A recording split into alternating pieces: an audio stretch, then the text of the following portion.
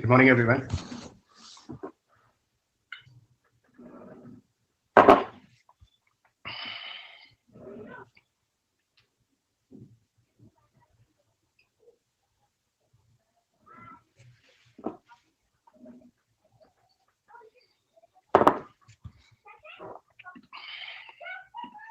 I'm great.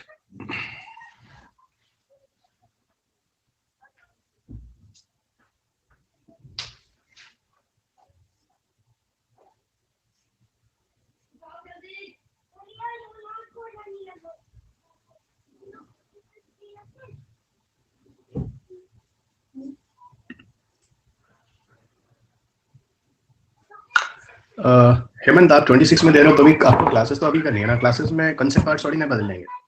जो mobile के generation वगैरह है वो आज मैं थोड़ी ना बदलूंगा, वो चीजें तो वही रहेंगी। हाँ, आपके टाइम में ये हो सकता है कि उस समय 5G की जगह हम लोग 6G पे बात कर रहे हैं। ओके, सो क्लासेस तो आपके लिए बहुत जरूरी है। क्लासेस में आप क्यों कंसेप्ट थोड़ी ना बदलोगे।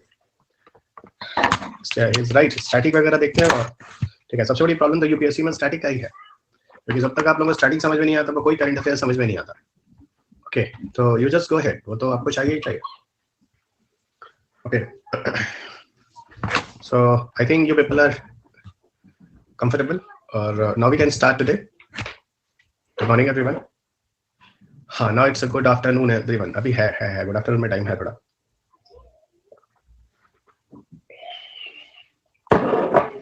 देखो, मैं हमेशा कोशिश करता हूँ थोड़ा पहले आने के लिए। ओके, तो आप लोग भी कोशिश किया करें, थोड़ा 5-10 मिनट पहले आ जाया करें। When this is going to show the light ना, तो मैं उसी समय आ जाने की कोशिश करता हूँ। Okay, in the previous lecture we were talking about the modulation ना। ठीक है, प्रीवियस लेक्चर में हम मॉड्यूलेशन के बारे में बात कर रहे थे। Okay, and I stop there. आपने देखा होगा जैसे good morning everyone, we were discussing about WLL system. Okay, we were discussing about WLL system. ठीक है, WLL सिस्टम में हमने दो चीजें देखी थी। तो one, we have seen the GSM। Okay, एक आप लोगों ने GSM देखा था, and second you people have seen a CDMA, है ना। ये दोनों चीजें आपने देखी थी। नमस्ते नमस्ते। तो one you have seen is the GSM and second आपने देखा था that was a CDMA। So GSM is global system mobile communication, और CDMA आपने देखा था कोड डिवीजन मल्टीपल एक्सेस। ठीक है, ये दो चीजें मैंने दिखाई थी। थोड़ा सा एक चीज और ध्यान देना, अभी हम ना we will go into the discussion of GSM CDMA क्या है। फाइन, लेकिन मैंने कल आपको बोला था कि जो वायरलेस टेक्नोलॉजी होती है वर्ल्ड वाइड, बहुत सी तरह की वायरलेस टेक्नोलॉजी है। शॉर्ट में कल मैंने आपको FDMA, TDMA और CDMA नाम बता दिया था। ओके, FDMA, TDMA, CDMA एक नाम मैंने आपको बता दिया था। Today I discuss the detail of it, क्योंकि आज हमारा टॉपिक मोबाइल जनरेशन होगा, और वहां पे हम लोग 1 जनरेशन, 2 जनरेशन, 2.5 जनरेशन, 3 जनरेशन, काफी चीजें पढ़ रहे होंगे। ओके, तो वहां पर ये सारा का सारा concept you will get very easy, है ना। ये चीज आपको बहुत अच्छी तरह से समझ में आ जाएगी। ओके, और आज फिर I will come on the live at 9 PM। Okay, specially for biology classes. और आज बायोलॉजी में हम लोग बात करें ओरिजिन ऑफ लाइफ की। ओके, वो मैं आपको बाद में बता दूंगा, उसका लिंक मैं यहाँ पे दे देता हूँ। ओरिजिन ऑफ लाइफ पे आज हम लोग जाने वाले हैं, और वहाँ पे हम लोग बात करने वाले हैं बायोलॉजी में ओरिजिन ऑफ लाइफ की। वहाँ पे मीथेन, अमोनिया, हाइड्रोजन वगैरह वाला जो क्वेश्चन है यूपीएससी ने कई बार पूछा है, तो वो सब आज हम लोग देखेंगे। ठीक है, सो खासतौर से I will give that update, और मैं टेलीग्राम पे मैंने उसके बारे में लिंक भी दे दिया है। ठीक है, तो ध्यान रखिएगा, यू बी देयर। आज जो बायोलॉजी का सेशन है that is the 7th lecture. Okay, जो 7th लेक्चर, तो it is a link guys, और आप इसको रजिस्टर कर लेना। इसको मैंने इसको पिन भी कर दिया, और इसको सबको शेयर भी कर देना। ओके, सो हम WLL में GSM और CDMA की बात कर रहे थे। ठीक है, और मैंने बोला था जो वायरलेस कनेक्शन है, ओके, वो इलेक्ट्रोमैग्नेटिक वेव्स की मदद से काम करता है। आने तो सबको, तब तक मैं वो चीजें लिख दे रहा हूँ जो मैंने कल बोला था। इलेक्ट्रोमैग्नेटिक वेव्स की मदद से काम करता है, और ये भी मैंने बोल दिया था इलेक्ट्रोमैग्नेटिक वेव्स में दो ही ऐसे वेव्स हैं जिनसे सारा सिस्टम चलता है। एक मैंने बोला था माइक्रोवेव्स, और दूसरा मैंने बोला था रेडियो वेव्स। ये बिल्कुल वेरी क्लियर। एक मैंने बोला था माइक्रोवेव, और दूसरा मैंने बोला था radio waves. Okay, and you all people know very well microwave radio waves क्या होते हैं। Okay, you all people know very well microwave radio waves क्या होते हैं। ठीक है, माइक्रोवेव रेडियो वेव्स में मैंने एक चीज आपको बोली थी कि जो फ्रीक्वेंसी वाइज होता है तो माइक्रोवेव की फ्रीक्वेंसी ज्यादा होती है, इट्स फ्रीक्वेंसी इज हाई। लेकिन अब रेडियो वेव जो होता है उसकी फ्रीक्वेंसी जो होती है, उसकी फ्रीक्वेंसी कंपैरेटिवली लो होती है। वैसे अगर हम इलेक्ट्रोमैग्नेटिक वेव्स की बात करें ना, माइक्रोवेव रेडियो वेव्स, इनकी फ्रीक्वेंसी दोनों की ही कम मानी जाती है। लेकिन इन दोनों में कंपैरिजन करोगे तो उसमें रेडियो वेव की फ्रीक्वेंसी ज्यादा होती है, सॉरी कम होती है, और माइक्रोवेव की फ्रीक्वेंसी ज्यादा होती है। मतलब इन दिस कंपैरिजन ये आपको जानना होगा। ठीक है, so in this comparison you should know this. ठीक है, माइक्रोवेव एंड रेडियो वेव्स। अब चलिएगा थोड़ा सा आगे बढ़ते हैं। ठीक है, देखो आज हमें ये बात करनी है। पहले ये बता दो, यहाँ तक सारी चीजें क्लियर है ना। यहाँ तक एवरीबॉडी क्लियर, यहाँ तक किसी को कोई डाउट नहीं है। पहले ये क्लियर कर लो, क्योंकि कल हम लोगों ने, अच्छा ये बताओ, कल जब हम लोगों ने इन सब चीजों के बारे में बात किया था तो क्या क्या बात किया था। मैंने जब आपको कम्युनिकेशन सिस्टम पढ़ाया था तो क्या बोला था in this communication system, you remember. मैंने कम्युनिकेशन सिस्टम में क्या बोला था, अच्छा एक बात फिर से बात करते हैं। When I have started information communication technology, तो मैंने आपको क्या बोला था कि पहले कम्युनिकेशन इंफॉर्मेशन में रिलेशन देख लो डेफिनेटली, उसके बाद मैंने बोला कि मोड ऑफ कम्युनिकेशन देख लो। मोड ऑफ कम्युनिकेशन में you people have seen two, the one वाला वायर वाला, सेकंड इज वायरलेस वाला। वायर वाले में आपने कॉपर वायर देखा था, ओके, कॉपर वायर देखा था और ऑप्टिकल फाइबर देखा था, और यहाँ पे हमने लास्ट टाइम पे ऑप्टिकल फाइबर को बेटर बता दिया था। How optical fibre is better than copper wire, हर किसी को पता है। I don't think so anybody have a doubt here ना, हर किसी को पता है, हर बंदा मुझे बहुत अच्छी तरीके से बता सकता है, ठीक है। एक मिनट, चलो क्या है, मेरा नीचे करने से गले से यहाँ पे पेन शुरू हो रहा है, ठीक है। तो मैं नहीं चाहता कोई प्रॉब्लम हो, तो मैंने थोड़ा सा एक टिकेगा और थोड़ा हाइट कर लेगा।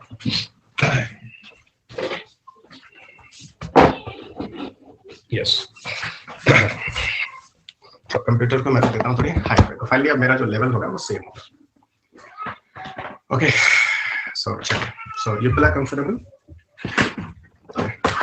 सो you people should be comfortable, ठीक है। सो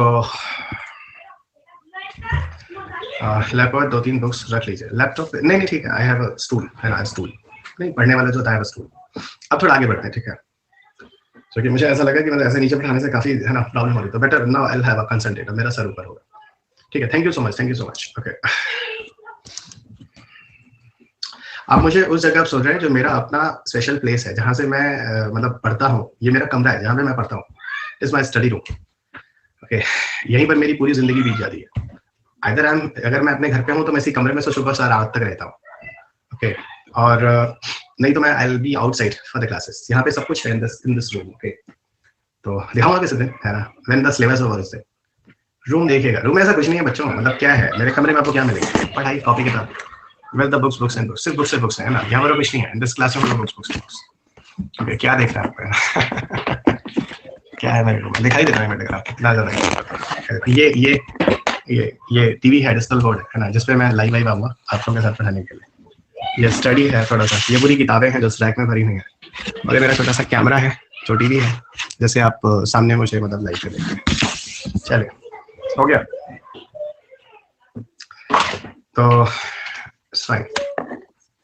तो ये मेरी दुनिया है, इसी दुनिया के साथ जुड़कर मैं आप लोगों के साथ जुड़ता हूँ।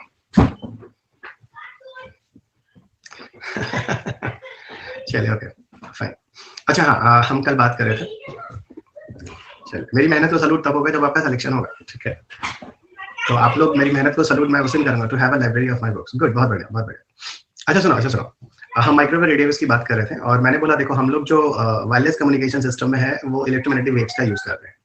इलेक्ट्रोमैग्नेटिक वेव्स में कौन सा यूज करते हैं, माइक्रोवेव रेडियो वेव्स यूज करते हैं। और ये भी बोला था ये दोनों वेव्स दिखते नहीं है, they are not visible waves, है ना, ये नॉन विजिबल, ये दिखता नहीं है, ठीक है।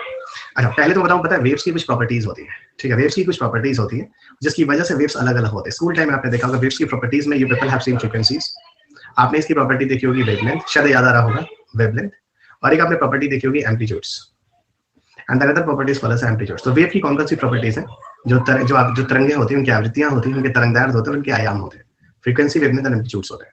और ये पता है ये सारे फ्रीक्वेंसीज, वेवलेंथ, एम्पलीट्यूड्स जो वेव्स के होते हैं वो अलग अलग होते हैं। So these waves have a different frequencies, wavelength and amplitudes.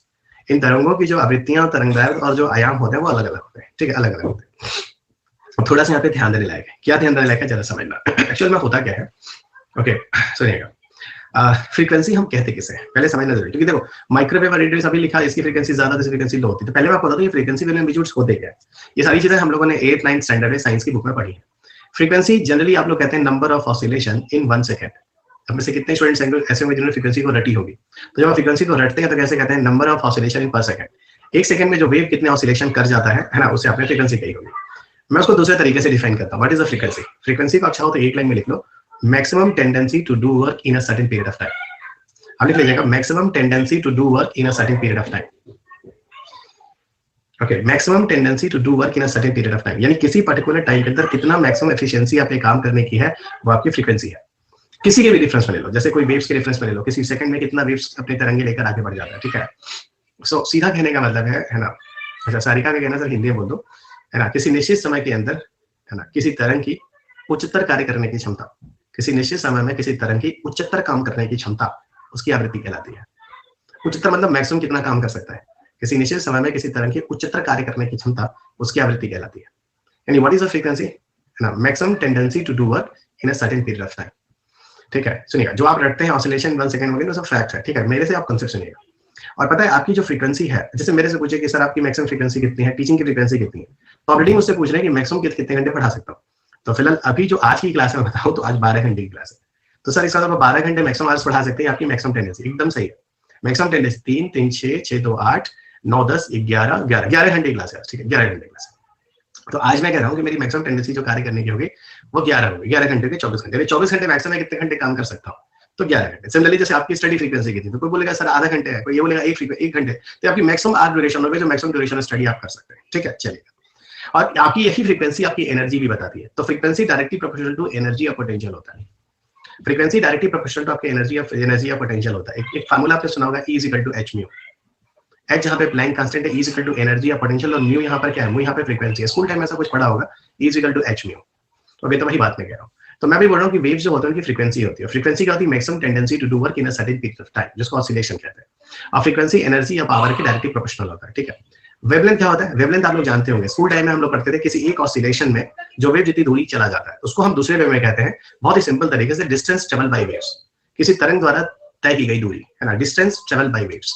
तो वेवलेंथ को एक सिंपल भाषा में बोलेंगे, ऑसिलेशन छोड़ो तो ये बोल सकते हैं डिस्टेंस ट्रेवल बाय वेव्स, है ना। किसी तरंग द्वारा जो दूरी तय की जाती है वो उसका वेवलेंथ कहलाता है। तो wavelength is distance travel by waves.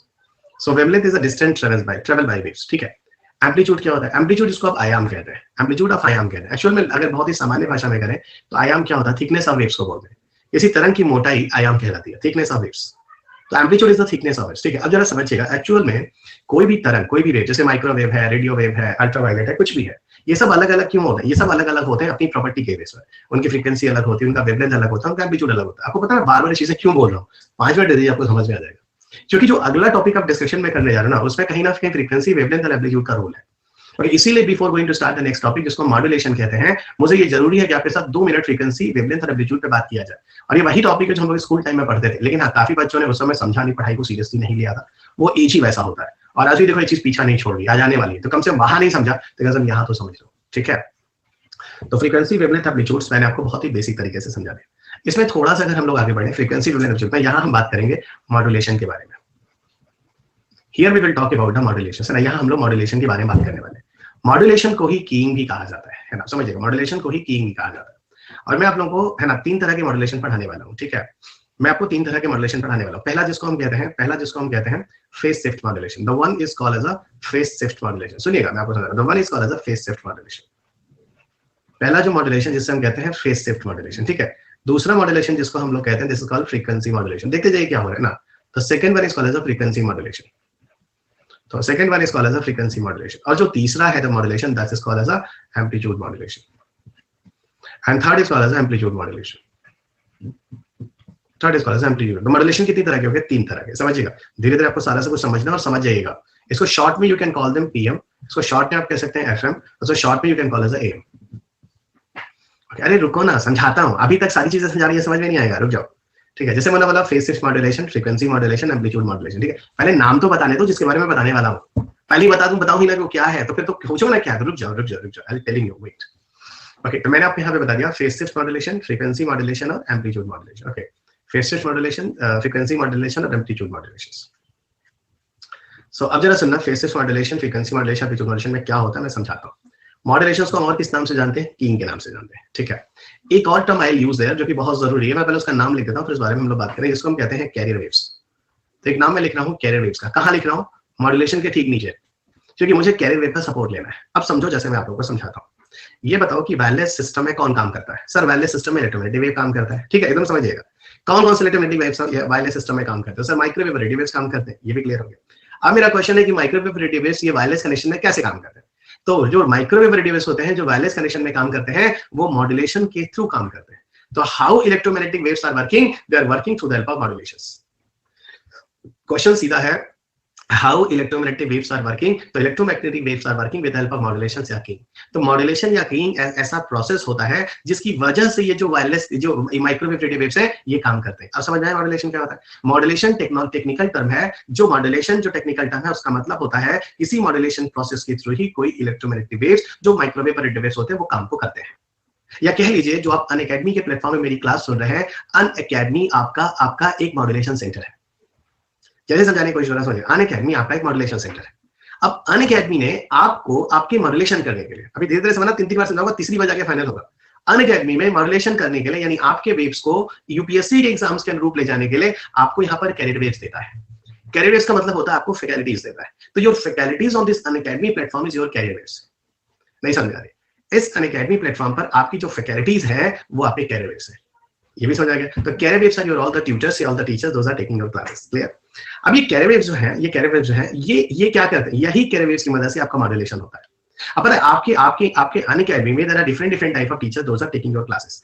कोई टीचर होगा जो आपके वेवलेंथ को शिफ्ट कर रहा होगा यूपीएससी के हिसाब से। कोई होगा जो आपकी फ्रीक्वेंसी को सेट कर रहा होगा यूपीएससी के हिसाब से। कोई होगा जो आपके एम्पलीट्यूड को सेट कर रहा है, क्योंकि अगर आप वेव है तो आपकी प्रॉपर्टी क्या है? आपकी प्रॉपर्टी आपका वेवलेंथ है, आपकी प्रॉपर्टी आपकी फ्रीक्वेंसी है, आपका प्रॉपर्टी आपका एम्पलीट्यूड है। तो कहने का मतलब है कि with the help of carrier waves आपके जो भी माइक्रोवेव रेडियो वेव्स होते हैं उनको स्पेशली डिजाइन करने की जरूरत होती है। अगर हम वेवलेंथ को शिफ्ट करते हैं, अगर हम वेवलेंथ को करते हैं तो उसको कहते हैं फेज शिफ्ट मॉड्यूलेशन, और इसी की वजह से हम लोग आज दुनिया में ब्लूटूथ टेक्नोलॉजी यूज कर रहे हैं। तो सर जो ब्लूटूथ टेक्नोलॉजी यूज कर रहे हैं एक्चुअली फेज शिफ्ट मॉड्यूलेशन का तरीका है। हाँ, जहां पर वेवलेंथ को सेट करने की कोशिश की जाती है। हाँ, और जहां पर वेव के वेवलेंथ को सेट करके काम कराया जाता है। हाँ, और जो फ्रीक्वेंसी मॉड्यूलेशन होता है वह वेव की फ्रीक्वेंसी से सेट किया जाता है। आप जो एफएम चैनल्स होते हैं ना पूरे शहर में, एक ही एफएम चैनल, वो फ्रीक्वेंसी मॉड्यूलेशन की ही देन है। और जो मोदी साहब की मन की बात सुने ना, ऑल इंडिया रेडियो, वो ऑल इंडिया रेडियो एक्चुअल में कुछ और नहीं है, वो एम्पलीट्यूड मॉड्यूलेशन का एग्जांपल है। पहली बार है, तीसरी बार समझ में आएगा। पहली बार तो आपको जीके टाइप का नाम समझ में आ रहा है, अच्छा ऐसा कुछ है, अच्छा ऐसा कुछ है, अच्छा ऐसा कुछ है। तीसरी बार बोला, अभी तो एक बार और बोलूंगा, उसके बाद तीसरी बार फाइनल होगा। नहीं अभी नहीं समझ में आया विषय, हमको पता है, रुक जाओ, अभी हम इसको तीसरी बार समझाएंगे, अभी इसको समझो बस। तो मैंने ये बोला है ना, हाँ मैंने सिर्फ ये बोला दोस्त, तो कितने लोगों को जरा हाथ उठा दो तो, रेज और हैंड, ये बगल में है ना रेज वाला हैंड वाला, हाथ उठा दो तो, रेज हैंड। 1 2 3 4 5 6 7 8 9 10 11 12 13 14 15 16 17 18 19 20 अच्छा 23 लोग हैं आज क्लास में, 27 29। हाँ तो रेज हैंड, बहुत बढ़िया, 27 लोग हैं आज क्लास में, बहुत बढ़िया। नहीं आया ना, देखो आएगा, इसलिए प्रभात नहीं आया ना, हम बोल रहे थे, रुक जाओ अभी नहीं समझ आएगा अभी। तो आज क्लास में कुल 31 बच्चे हैं। ओके 32 बच्चे। मॉड्यूलेशन क्या होता है या नहीं समझ नहीं आया, तो हम भी कह रहे हैं नहीं समझ आया, तो तीसरी बार बोले, तो पहली बार कौन सा बहुत बड़ी चीज हो गया नहीं समझ में आया, तो सही तो जा रहे हो, पहली बार में नहीं समझना है ना, पहली बार नहीं समझ आएगा तो पहली बार नहीं समझ आया तो कौन सी बड़ी बात है, हम तो कह रहे तीसरी बार, तो पहली बार में कोशिश कर रहे हो, गलत जा रहे हैं। पहली बार समझ जाओगे तो फिर हमारी क्या जरूरत है। अरे रेहान फिर तुम खुराफात पूछ रहे हो, रुक जाओ ना, अब मैं देखो तुम सब समझ जाओगे, समझ नहीं रहे हैं सब। अगर आप समझ जाए अगर पहली बार में, तो आपको मेरी जरूरत नहीं है, आप जाइए यहाँ से, आपको अनअकैडमी प्लेटफॉर्म में किसी कैरियर वेव की जरूरत नहीं है, ठीक है। सुनिए अब दूसरे तरीके से सुनिए, हम कहे मान लो तुम लोग ये सब हमारा कॉपीराइट है, ये सब हम ही पढ़ाते हैं इस तरीके से, ठीक है, बाकी कोई पढ़ा रहा हो है ना, तो फिर समझ जाएगा हमको कॉपी कर, ऐसा हमारा कॉपीराइट है, ठीक है। सुनिएगा, हम कह रहे हैं तुम लोग 2 तरह के स्टूडेंट हो क्लास में, ठीक है, एक जो साइंस बैकग्राउंड है, दूसरा जो साइंस बैकग्राउंड नहीं है, ठीक है। हाँ सर समझ गए। तो जो साइंस बैकग्राउंड है उनकी फ्रीक्वेंसी ज्यादा है, क्या है कि शुरू से साइंस के टर्म थोड़ा सुनते हैं, आता ज्यादा उनको भी कुछ नहीं है, लेकिन कहीं ना कहीं वो थोड़ा साइंस का बैकग्राउंड है तो उनको साइंस के टर्म्स थोड़ा ज्यादा क्लियर होते हैं। अच्छा, और जो नॉन साइंस के बैकग्राउंड है, आपके पास उसका बैकग्राउंड नहीं है, तो आपके पास थोड़े साइंस के टर्म आते हैं तो पहले तो झटका लगता है, सब ये भी पढ़ना पड़ेगा। अच्छा, तो हम यही कह रहे हैं, घबराइए नहीं, हम जो साइंस के टर्म्स पढ़ा रहे हैं उसमें हम आपको ये बता रहे हैं कि जो हम लोग वायरलेस कम्युनिकेशन यूज करते हैं उसमें इलेक्ट्रोमैग्नेटिक वेव्स यूज करते हैं, कल हम बताए थे। और 2 तरह के इलेक्ट्रोमैग्नेटिक वेव्स है पूरी दुनिया में वायरलेस कम्युनिकेशन में चलते हैं, पहला माइक्रोवेव और रेडियो, दूसरा रेडियो वेव्स। फिर मैंने कहा इन वेव्स की अपनी प्रॉपर्टी होती है जिनको फ्रीक्वेंसी, एम्पलीट्यूड और वेवलेंथ कहते हैं, ठीक है। चलेगा, अब इन्हीं प्रॉपर्टी को, फ्रीक्वेंसी, वेवलेंथ और एम्पलीट्यूड को सेट कर पूरा वायरलेस जगत काम कर रहा है, पूरा वायरलेस सिस्टम काम कर रहा है। आपका Bluetooth, FM, all India radio, am, सब कुछ इसी इलेक्ट्रोमैग्नेटिक वेव्स के मॉड्यूलेशन की वजह से काम करता है। मॉड्यूलेशन का मतलब होता है एक ऐसा तरीका जिससे हम इन वेव्स से किसी काम को कराते हैं, ठीक है। लेकिन हम जब टेक्नोलॉजी पढ़ रहे हैं तो यूज तो टेक्निकल वर्ड्स यूज करेंगे ना, तो टेक्निकल वर्ड्स में माइक्रोवेव रेडियो वेव्स काम कैसे करते हैं। This microwave radio waves are working with the help of modulation, modulation की वजह से ही माइक्रोवेव रेडियो वेव्स काम करते हैं। तो how microwave radio waves are working, technical याद रखिएगा, मॉड्यूलेशन की वजह से। अब एक बात बताओ, आप लोग सिलेक्शन किसकी वजह से लेते हैं, फट से बोलिएगा सर हम लोग सिलेक्शन तो अनअकैडमी की वजह से ले रहे हैं ना, तो असल में आप अपना मॉड्यूलेशन करने के लिए किस जगह है, आप अनअकैडमी पर आए, तो यहां समझिएगा अनअकैडमी आपका एक मॉड्यूलेशन सेंटर है।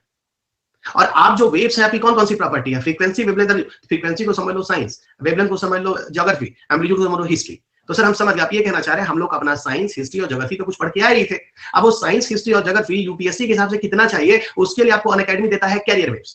अब कैरियर वेव्स यहाँ पर आपको कौन मिल रहा है? कैरियर वेव्स आपकी जो फैकल्टी लोग हैं ना, जो यहाँ पर पढ़ा रही है, जैसे साइंस एनवायरमेंट वो कैरियर वेव्स मान लीजिए, मैं आपका वो कैरियर वेव हूँ जिसकी वजह से मैं आपका टीचर हो गया, जिसकी वजह से आपका मॉड्यूलेशन किया जाएगा। अरे भाई, आपको कैसा साइंस चाहिए, आपको कैसा हिस्ट्री चाहिए, आपको कैसा एनवायरमेंट चाहिए, वो आपके टीचर ही तो बताएंगे ना।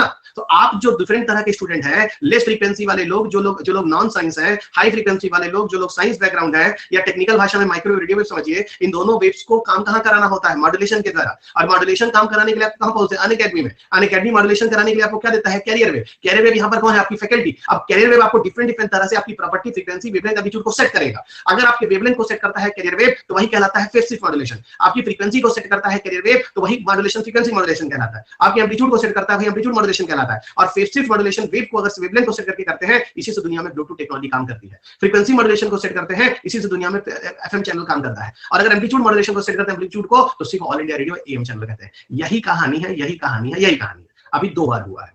अब देखिए 70-80% हार रहा होगा।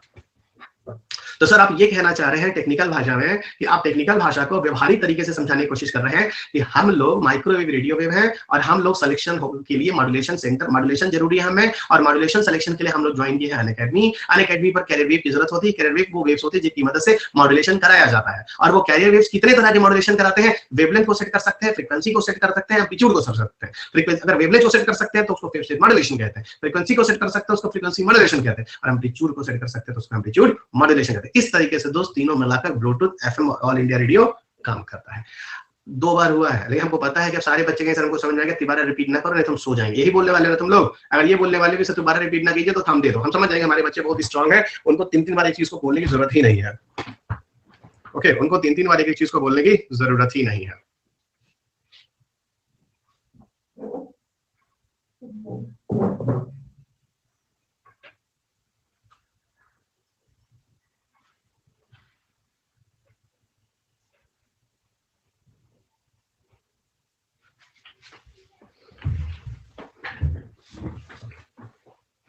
इलेक्ट्रोमैग्नेटिक वेव्स को अपना काम करने के लिए मॉड्यूलेशन की जरूरत। क्या बात है, क्या बात है कौशलेश, जान ले लिया।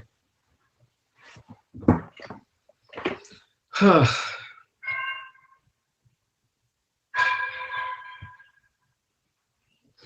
ओके, क्या बात है, देखिए क्या बात है एकदम। मतलब तुम लोग मतलब कहां से कहां आ गए हो, मतलब क्या होता है।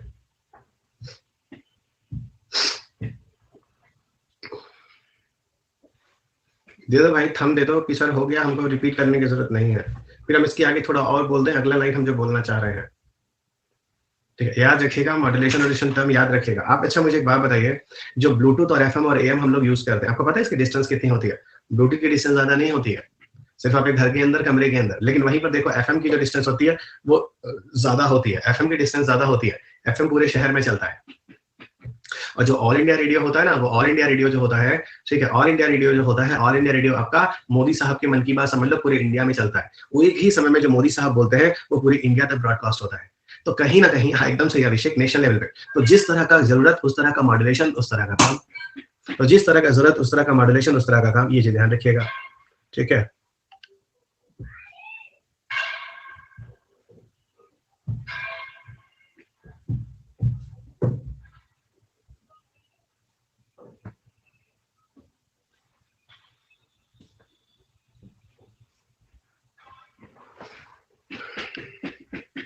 तो ठीक है, फ्रीक्वेंसी मॉडल अपने मन की बात, हाँ अपने मन की बात। रडार मॉडल, अरे रडार पटार अभी छोड़ दो भाई। ओके, देखते हैं।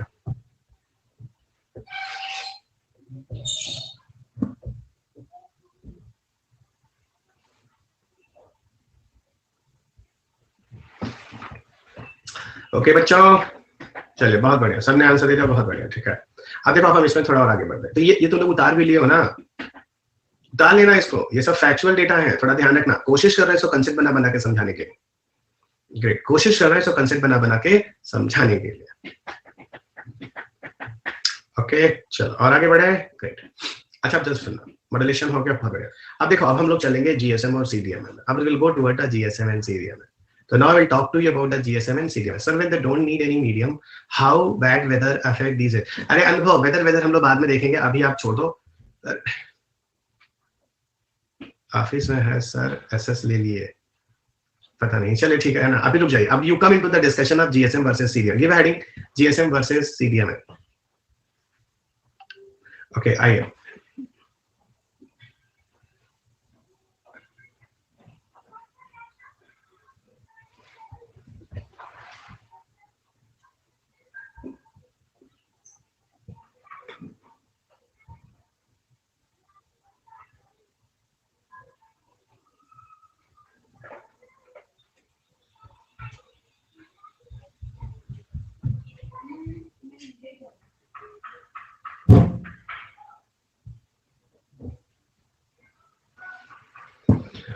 Okay, आइए। अब you come into the next heading. The one side is GSM and second side comes CDM. चलो चलो चलो चलो। Okay, one side GSM and second side is the CDM. हाँ भाई, बुक कवर लॉन्च हो गया है, बुक कवर लॉन्च हो गया है, बुक कवर लॉन्च हो गया है और आई एम सो हैप्पी कि बुक कवर लॉन्च हो गया है। दिखाते हैं, अभी दिखाते हैं, आइए दिखाते हैं। इसका मतलब आप सब टेलीग्राम पे नहीं है, ठीक है? टेलीग्राम पे नहीं है। मैंने बोला था टेलीग्राम पे रहेंगे, वहां मैंने शेयर कर दिया। टेलीग्राम आपको बोला था RPASC है ना, रवि प्रकाश अग्रवाल साइंस एनवायरमेंट, इस पर आपको मिल जाएगा। देख लेते हैं, काफी बच्चों ने देख लिया, बहुत स्लो है, ठीक है? आप इस पे टेलीग्राम पे रवि प्रकाश अग्रवाल साइंस एनवायरमेंट पर और अनअकैडमी पर 2 लोग मैंने कर दिया। टेलीग्राम आई अवॉइड सर, तो सॉरी बच्चा, क्योंकि टेलीग्राम ही एक जरिया आप लोगों से जुड़ेगा। एनवायरमेंट की मेरी ही बुक बोले थे, वही पढ़िएगा और कुछ मत पढ़िएगा। इंग्लिश मीडियम की बुक जो है वो इस महीने के लास्ट में आ रही है, ठीक है? वो इंग्लिश मीडियम की जो बुक है वो अभी आ रही है। ओके, इंग्लिश मीडियम की बुक जो है वो अभी जनवरी लास्ट वीक में आ रही है, फरवरी फर्स्ट वीक में मार्च में आएगी। और हिंदी मीडियम की बुक जो होगी फरवरी लास्ट वीक में अमेजोन पे आएगी। सॉरी हाँ, और आपको ये मतलब फरवरी लास्ट वीक तक आपको ये मार्केट में मिल जाएगी। ओके, अभी हम बाद में बात करेंगे, हमको पढ़ाने दो। लास्ट के 10 मिनट में आप लोग हमसे बात कर लेना, अभी हमको पढ़ाने दो। ओके, अभी हमको पढ़ाने दो मित्र, अभी हमको पढ़ाने दो। हम ये सब लास्ट के 10 मिनट आप लोग से बात ही करेंगे भाई। अभी चलो, अभी हम GSM और CDM में क्या tell me tell the full name of GSM। GSM का पूरा नाम लिखो, right? Global system of mobile cover. लेकिन पूरा नाम लिखे, दैट इज इंपॉर्टेंट, है ना? ग्लोबल सिस्टम ऑफ, देखिए समबडी ने मेरी बुक को शेयर किया, देखो ये देखो, है ना? हम दिखाई देते, चलो नहीं रहा जा रहा, हमको भी हम दिखाई दे। सी ये है बच्चा बुक, ये है ना, ये है एक बुक जो हम छोटा सा बुक लिखे हैं, ठीक है? ये है हम बुक जो तुम लोग देख रहे हैं स्क्रीन पे, ये है पूरा बुक। ओके, तो बुक है environmental ecology, biodiversity, climate change, disaster. वैसे तुम लोग को बताएं, ये चीज डिस्क्लोज ना करना, नजर लगती है। अनअकैडमी बड़ा लग ही रहा है। अब मैं इसके लिए रहा हूँ ये तो नहीं पता, लेकिन मेरे लिए बड़ा लकी रहा है। मेरे को इतने सारे बच्चे गाँव के सुन रहे हैं, तो बड़ा फायदा हुआ मुझे, क्योंकि I was taking the classes in metropolitan cities. बड़े महंगे इंस्टीट्यूट्स होते हैं जहाँ मैं पढ़ाता हूँ। उनकी फीस 1.5-2 लाख रुपए होती है। अनअकैडमी में तो EMI पे लोग 3-3 हजार 4-4 हजार भी पढ़ ले रहे हैं, है ना? तो और 2-2 साल का EMI ले रहे हैं। तो मुझे ये दिख रहा है कि जो गाँव के गरीब के बच्चे भी है ना, दे आर आल्सो लिसनिंग। तो मुझे बड़ा फायदा हुआ है बिकॉज ऑफ अनअकैडमी, मैं आपको लिटरली बता रहा हूँ। ओके, सो देखिए गांव के बच्चे मुझे सुन रहे हैं, तो मुझे अच्छा लग रहा है कि मतलब मेरी तरह के लोग हम लोग के टाइम में तो सारी फैसिलिटी थी ही नहीं।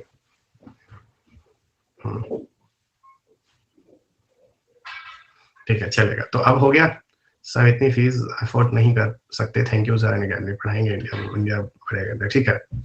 तो ये बहुत अच्छा रहा।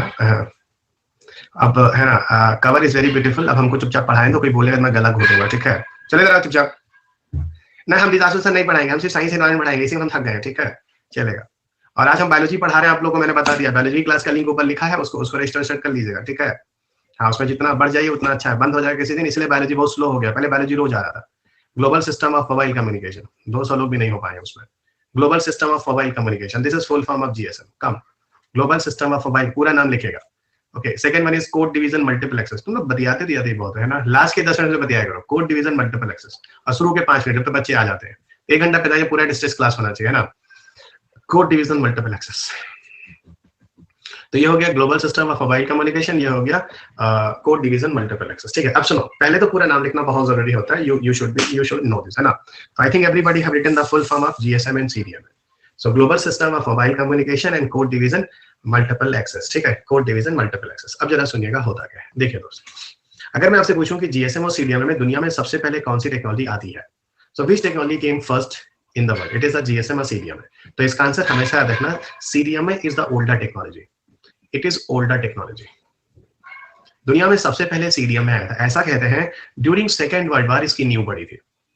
ड्यूरिंग सेकेंड वर्ल्ड वार कहीं ना कहीं इस तरह की टेक्नोलॉजी का इन्वेंशन हुआ था सबसे पहले। वो अलग बात है, उस समय काफी पॉपुलर नहीं हुआ, चीजें ट्रेडिशन में नहीं लाई गई, लेकिन कहीं ना कहीं इसका इनोवेशन जो है CDM टेक्नोलॉजी का, वो उसी जमाने से बोला जाता है। ओके, वो उसी जमाने से बोला जाता है। तो it is an older technology, you people remember, ठीक है, it is an older technology, पहली बात।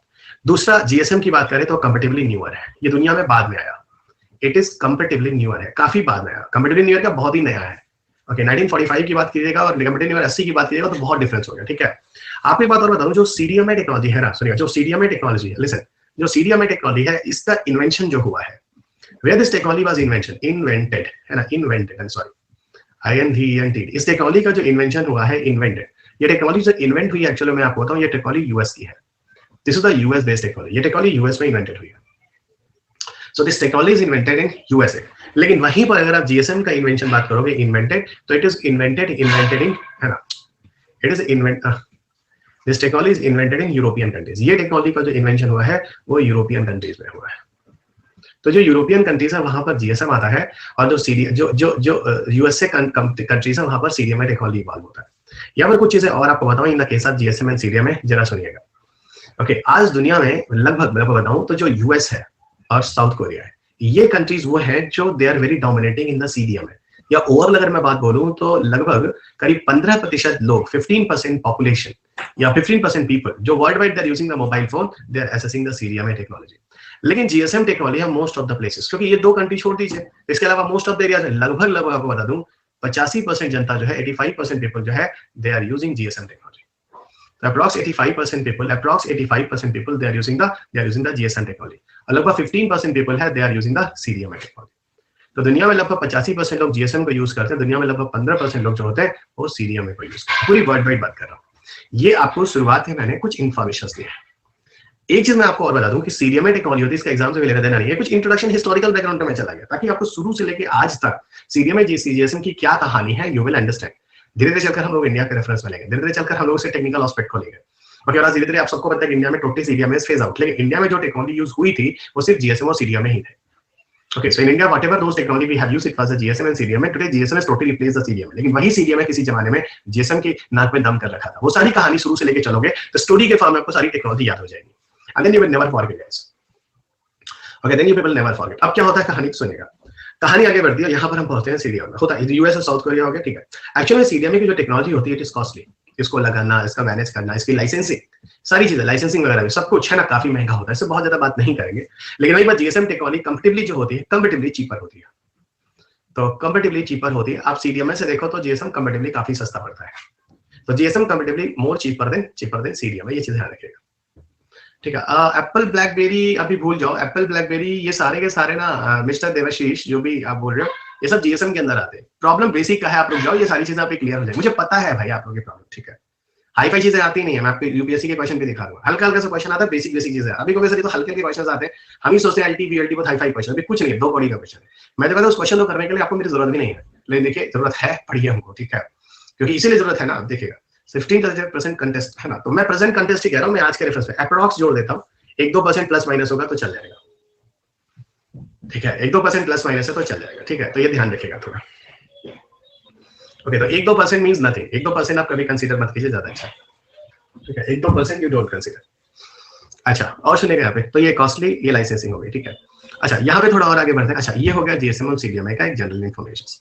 अब थोड़ा और आगे बढ़ते हैं, I am going to discuss other dimension of the GSM and CDMA, जो अभी और भी चीजें हैं, we have to know about the GSM and CDMA.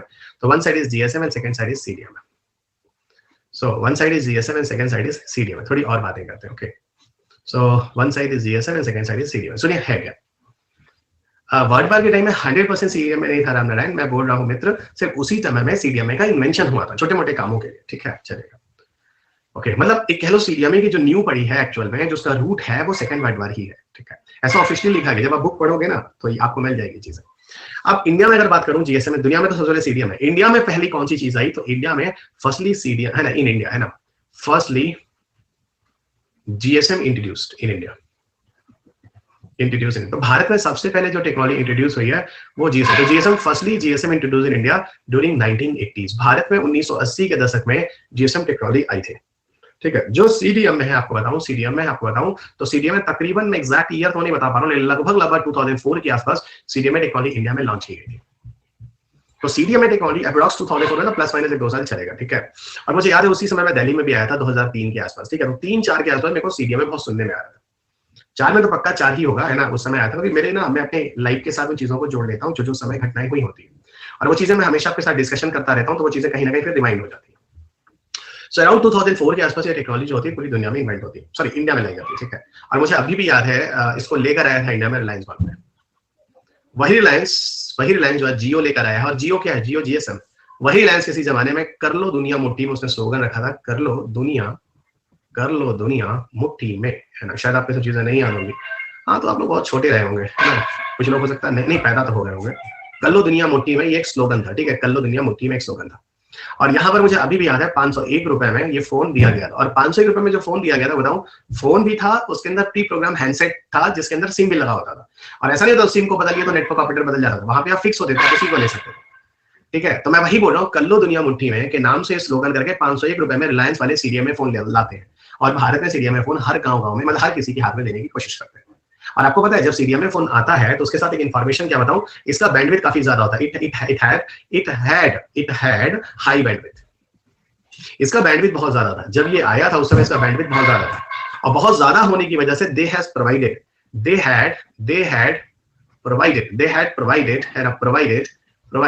Internet services.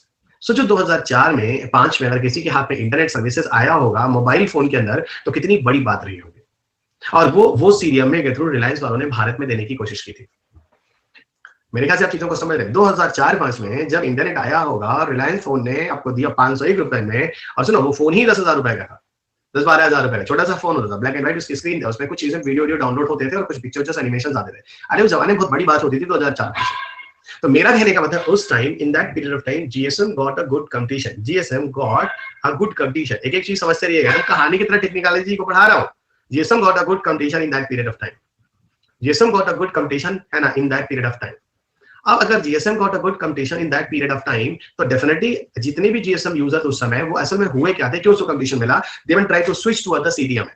वो लोग GSM से CDMA की तरफ जाने लगे। सारी घटना मेरी आंख के सामने मेरी जिंदगी में हुआ है। 2003 में मैं पढ़ा रहा था, सारी चीजों को मैंने डिस्कस किया। उस समय ये क्वेश्चन भी था मेन से मेरे के लिए बड़े इंपॉर्टेंट। इन चीजें आई नहीं है, पर देखो तब से लेकर आज तक चीजें नहीं जा रही है, ठीक है। अब सुनिएगा और मैं आपको बताता हूँ और समझिएगा। और मैं आपको बताता हूँ अब हुआ क्या। जब इस तरह का कंपटीशन आया दोस्त, तो जीएसएम ने क्या करने की कोशिश की, आप खुद लॉजिक जोड़ सकते हैं। सर जीएसएम ने अपने बैंडविड्थ को बढ़ाने की कोशिश की होगी। तो now GSM try to improve its bandwidth. अब यहीं पर कहानी थोड़ा मोड़ खाती है। अब जीएसएम ने अपने बैंडविड्थ को बढ़ाना शुरू किया, क्योंकि अब देखो मैं भी उस समय आपको बताऊं, मैं जीएसएम फोन ही यूज करता था, और मैं भी अट्रैक्ट हुआ टू सीडीएम। यार 501 रुपए का आपको फोन के साथ सिम और 2 महीना 2.5 महीने तक की आपको कॉलिंग दे रहा है, सब कुछ दे रहा है, इंटरनेट यूज कीजिए फ्री ऑफ कॉस्ट। तो मैं भी अट्रैक्ट हुआ, ठीक है। और जीएसएम के जितने भी यूजर्स थे मैं वो सब जीएससीडीएम में खरीदने लगे। तो definitely GSM will get a problem. अब यहीं पर जीएसएम कुछ नई टेक्नोलॉजी को इनोवेशन करता है, यानी कहने का मतलब है एक R&D करेगा। यहीं पर क्या होगा, कुछ R&D होगी। किसकी तरफ से R&D होगी, जीएसएम की तरफ से। क्या R&D होगी वो मैं आपको अगले पीपीटी में ले चलता हूँ। तो फिर बात करते हैं एक तरफ जीएसएम और एक तरफ करते हैं सीडीएम। कहानी के साथ साथ आपको टेक्निकल एस्पेक्ट जोड़ता चला जा रहा हूं, तो you will not have a pressure to understand all the technical aspects. अच्छा मुझे एक बात और बता दो, जो टीडीएमए और सीडीएमए जो ये सब पढ़े हो आप, ये सब किसकी टेक्नोलॉजी, यू नो, ये सब जीएसएम सीरीज किसकी टेक्नोलॉजी पता है? जीएसएम और सीडीएमए सब सेकंड जनरेशन में आते हैं। आप शायद भूल गए, जब मैंने ये चीजें शुरू की थी तो मैंने आपको क्या बोला था, टीडीएमए सीडीएमए सब किसके आते हैं, सेकंड। असल में जो आप लोग जीएसएम सुन रहे हो ना, जीएसएम कुछ और नहीं है, जीएसएम टीडीएमए का ही एक वेरिएंट है। मैं आपको पहले ही बता दूं, जीएसएम कुछ नहीं है, एक तरह का टीडीएमए टेक्नोलॉजी। जीएसएम में बता दूं, it is one of the variant, it is one of the variant of TDMA technology, जिसके बारे में मैं अभी मोबाइल जनरेशन आपको पढ़ाने वाला हूं। बट अभी क्योंकि जरूरत आ गई तो रुका नहीं जा सकता, इसे बताना जरूरी है। GSM it is one of the variant of TDMA technology. ये टीडीएमए टेक्नोलॉजी के कम से कम 6 या 7 वेरिएंट होते हैं। उस 5 या 6-7 वेरिएंट में TDMA is one of the variant of, sorry, GSM it is one of the variant of TDMA technology, है ना, TDMA technology. So it is one of the variant of TDMA technology, ठीक है। तो जो TDMA की बहुत सारी किस्में हैं, उसकी एक किस्म GSM आता है। तो कहीं ना कहीं मैं ये कह रहा हूं कि यहाँ पर GSM और CDM में जो टेक्नोलॉजी आई है, दोनों की दोनों कहीं ना कहीं वो सेकंड जनरेशन के ही इवोल्यूशन है। दोनों के दोनों कहीं ना कहीं सेकंड जनरेशन के ही इवोल्यूशन है। पर यहाँ पे पंगा क्या होता है, पंगा ये होता है कि सीडीएम में जो होता है वो आपको बैंडविड्थ ज्यादा दे रहा होता है, जिसकी वजह से सीडीएम में से आप इंटरनेट वगैरह डाउनलोड कर रहे यूज कर रहे होते हैं, लेकिन जीएसएम सेकंड जनरेशन होने के बाद भी आपको हाई बैंडविड्थ नहीं दे रहा होता। तो वही जीएसएम क्या करता है, आगे चलकर आपको बताऊं, एक नई जनरेशन को इंट्रोड्यूस करता है 2.5G के नाम से। 2.5G के नाम से जो चीज आती है असल में जीएसएम का ही इवोल्यूशन है, जिसको हम लोग जीपीआरएस के नाम से जानते हैं। तो जीपीआरएस हम लोगों ने जो इंस्टॉल किया है अपने मोबाइल फोन में, जिसका पूरा नाम है जनरल पैकेट रेडियो सर्विस। अब देखिए इस चीज को मैं ना मोबाइल जनरेशन में जोड़ूंगा, लेकिन मोबाइल जनरेशन में इस चीज को आप आसानी से समझ पाएंगे। अच्छा सर, आप ये कहना चाह रहे हैं कि जीएसएम वालों ने 2.5 जनरेशन जब जीपीआरएस को इंस्टॉल कराया, उसके बाद जीएसएम फोन पे इंटरनेट की सर्विसेज आया, डेफिनेटली। और फिर मैं आपको बताऊंगा जीपीआरएस आने के बाद आप लोगों ने वेब सेवा शुरू की, वायरलेस एप्लीकेशन प्रोटोकॉल, आप एमएमएस करने लगे, आप ब्राउजिंग सर्फिंग करने लगे। लेकिन वो कहानी हम नहीं सुनाऊंगा, बस इतना सुनाऊंगा कि देखो जब कंपटीशन सीवियर हुआ तब जाके चीज लाएगी। और हमको हर किसी का जवाब हाँ चाहिए कि कहानी को लेकर कैसे मैंने टेक्निकल प्रोस्पेक्ट से जोड़ा है। सब 100 तो कम से कम थंब बजना चाहिए, है ना, कम से कम 100, है ना। इतना बढ़िया से आपको कहानी को ले लेके आपको साइंस तक समझा दे रहा हूँ, टेक्निकल पार्ट्स को, you will never forget guys.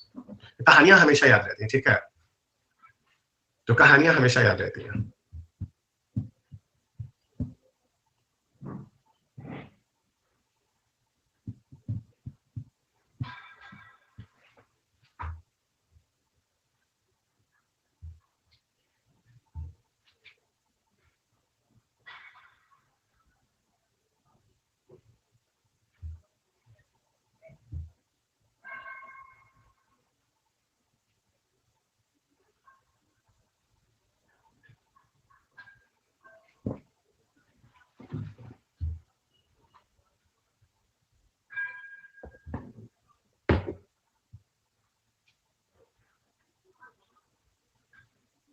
नहीं, स्टक नहीं हो रहा है, ठीक है, स्टक नहीं हो रहा है।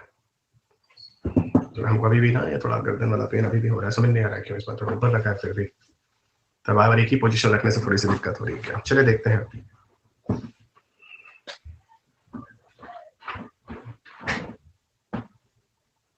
क्या मतलब अजीब अजीब हो गया था, कंप्यूटर के सामने बाबा बैठने से ये सब है। It means we are using in GSM variant in the present time sir. हाँ तो ठीक है ना बच्चा, हम लोग आज अभी हम बता रहे हैं। देखो कर खुदी को बुलंद इतरा कि खुदा भी अपने बंदे से पूछे बता तेरी रजा क्या है। जीएसएम के साथ कुछ ऐसा ही, और अंत में सीडीएम में ही बाहर हो गया, ठीक है। तो वही चीज है, अब घबराए नहीं, वो चीज अभी आपको बताता हूँ, ठीक है। सर वो हेड नीचे करके, अच्छा ओह, अरे तो सर आपसे ध्यान रहे, अरे ठीक है भाई, ठीक है ना, ठीक है ठीक है। अरे तुम लोग को बोला मजा आया था जब हम टाइटल लॉकिंग वॉकिंग बताए थे। अरे हमको चश्मा लगाने से और आंख में दर्द होता है, हमको समझ नहीं आ रहा चश्मा खराब बन गया है क्या, बड़ी दिक्कत हुई। चश्मा को लग रहा है हमारे गलत बन गया है, क्या बताएं, है ना। चश्मा लगाने के बाद और सर दर्द होने लगता है, तो हम तुम लोग हमको और सर दर्द कराओगे, ठीक है। चलो फ्रेम फिट है, हमको थोड़ा बल्ब का लगता है कुछ पंगा है, ठीक है। चश्मा सूट होने में 2-3 दिन लग जाते हैं। अरे तो हम बूढ़े हो गए हैं, तुम लोग जवान हो रहे हो। तो चलिए सर, स्टार्टिंग में थोड़ी प्रॉब्लम होगी, फिर अच्छा ऐसा है तो ठीक है, दबंग वाला चश्मा पहनो, हीरो लग, अच्छा ठीक है। चलो ऐसा है कि अब तुम लोग दबंग वाला पहनो, हम थोड़ा पुराने जमाने वाला पहने, ठीक है। अब देखो हमारे चश्मे पे एक्सपेरिमेंट होने लगा।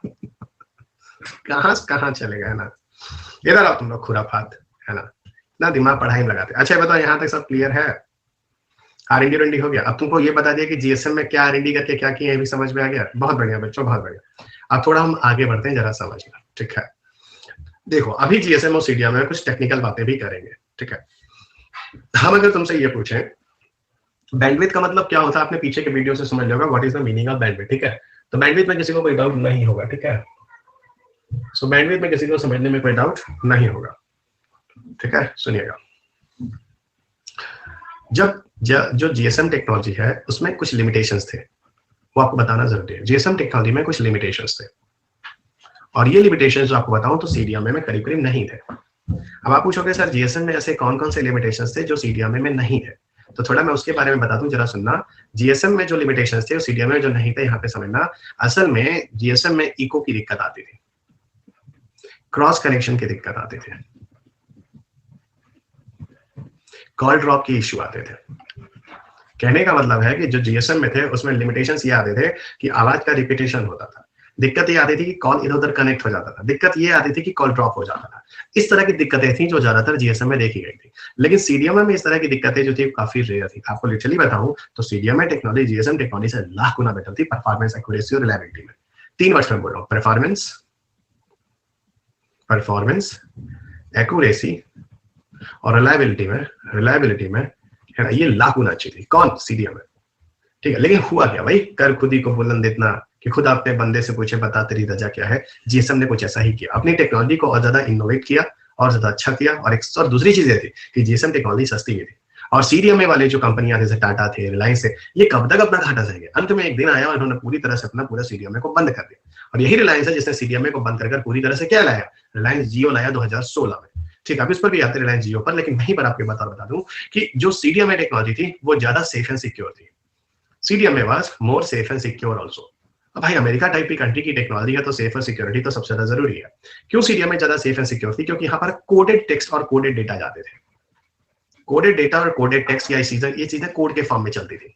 कोई भी मैसेजेस या किसी भी तरह का अगर ट्रांसमिशन होता था तो एक कोड के फॉर्म में जाता था, और इसीलिए इसको कोड डिवीजन मल्टीपल एक्सेस बोला जाता है। कहने का मतलब है it was more safe and secure, it was less safe and secure. ये बताओ, ये चीज भी समझ में आ गई ना कि सीडीएमए और जीएसएमए ज्यादा बेटर कौन था? तो सीडीएमए और जीएसएमए एक्चुअल में जो ज्यादा बेटर था दोस्त, वो सीडीएमए था, जो कि कोड डिवीजन पर आधारित था। और कोड डिवीजन का कोडेड टेक्स्ट होता था, और कोडेड टेक्स्ट होता है वो ज्यादा सेफ और सिक्योर होता था।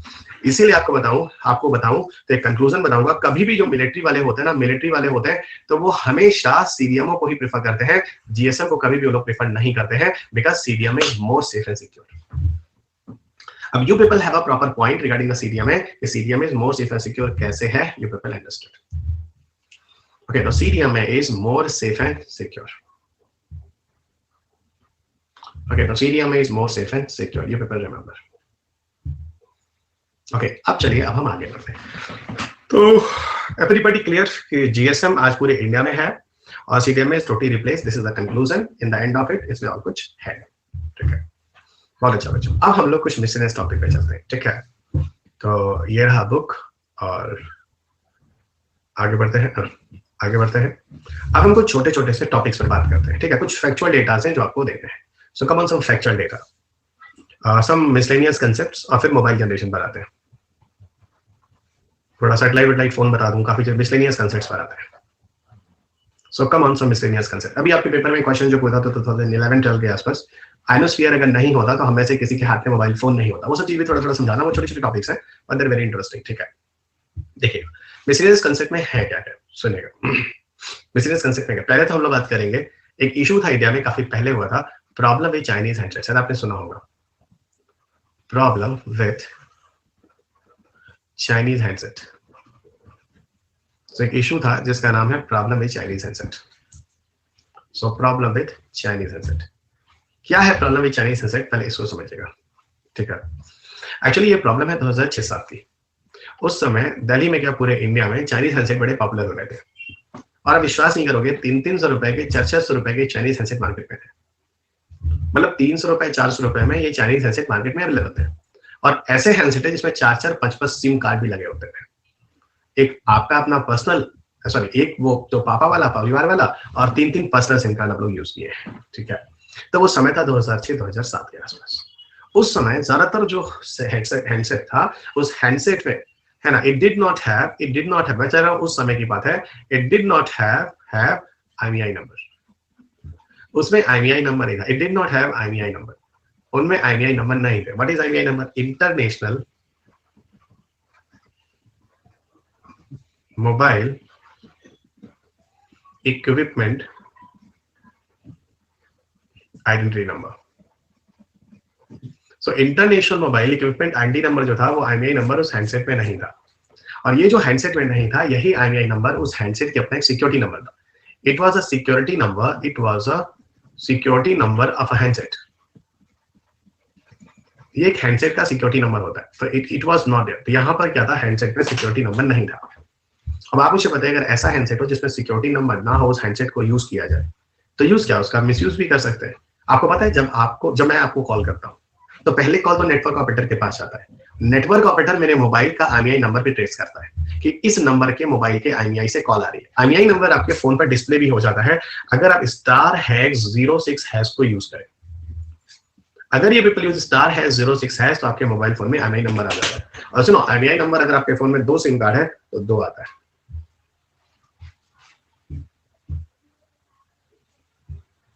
ओके, हम आपको दिखाते हैं।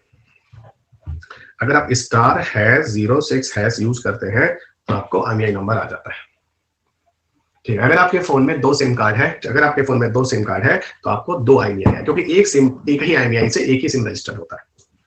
तो जितने भी लोगों के पास 2 सिम वाला फोन है या 2 से ज्यादा सिम वाला फोन है, तो जितने सिम वाला फोन है उतना ही IMEI आपको दिखेगा, ये चीज ध्यान रखिएगा, तो उतना ही IMEI दिखेगा, ये चीज ध्यान रखिएगा।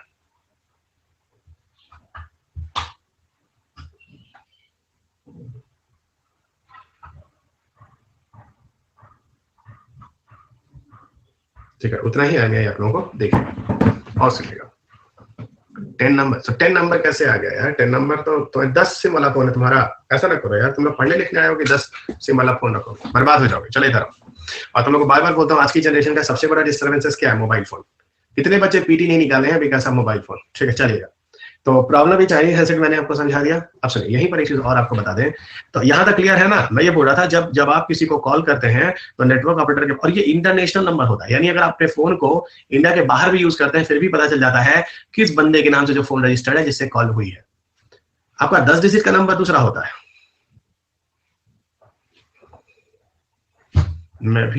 मैं बोल रही कि 10 नंबर का होता है नहीं, 10 नंबर का जो होता है ना शॉर्ट नंबर, वो इसी IMEI से जुड़ा होता है, इन दैट लोकेशन ओनली। और IMEI जो होता है वो पूरा ग्लोबल कवरेज होता है।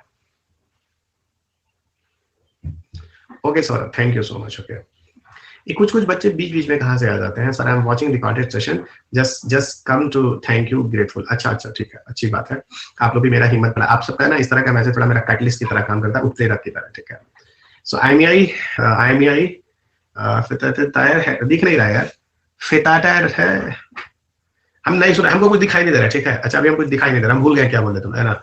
यहीं पर एक और टॉपिक हम लोग छोटा सा पढ़ लेते हैं, इसको कहते हैं सिम कार्ड। लिखो छोटा सा, SIM card. Okay, SIM card. तो सही बात है, जो IMEI है वो हेडसेट का फीचर होता है, एब्सोल्युटली राइट।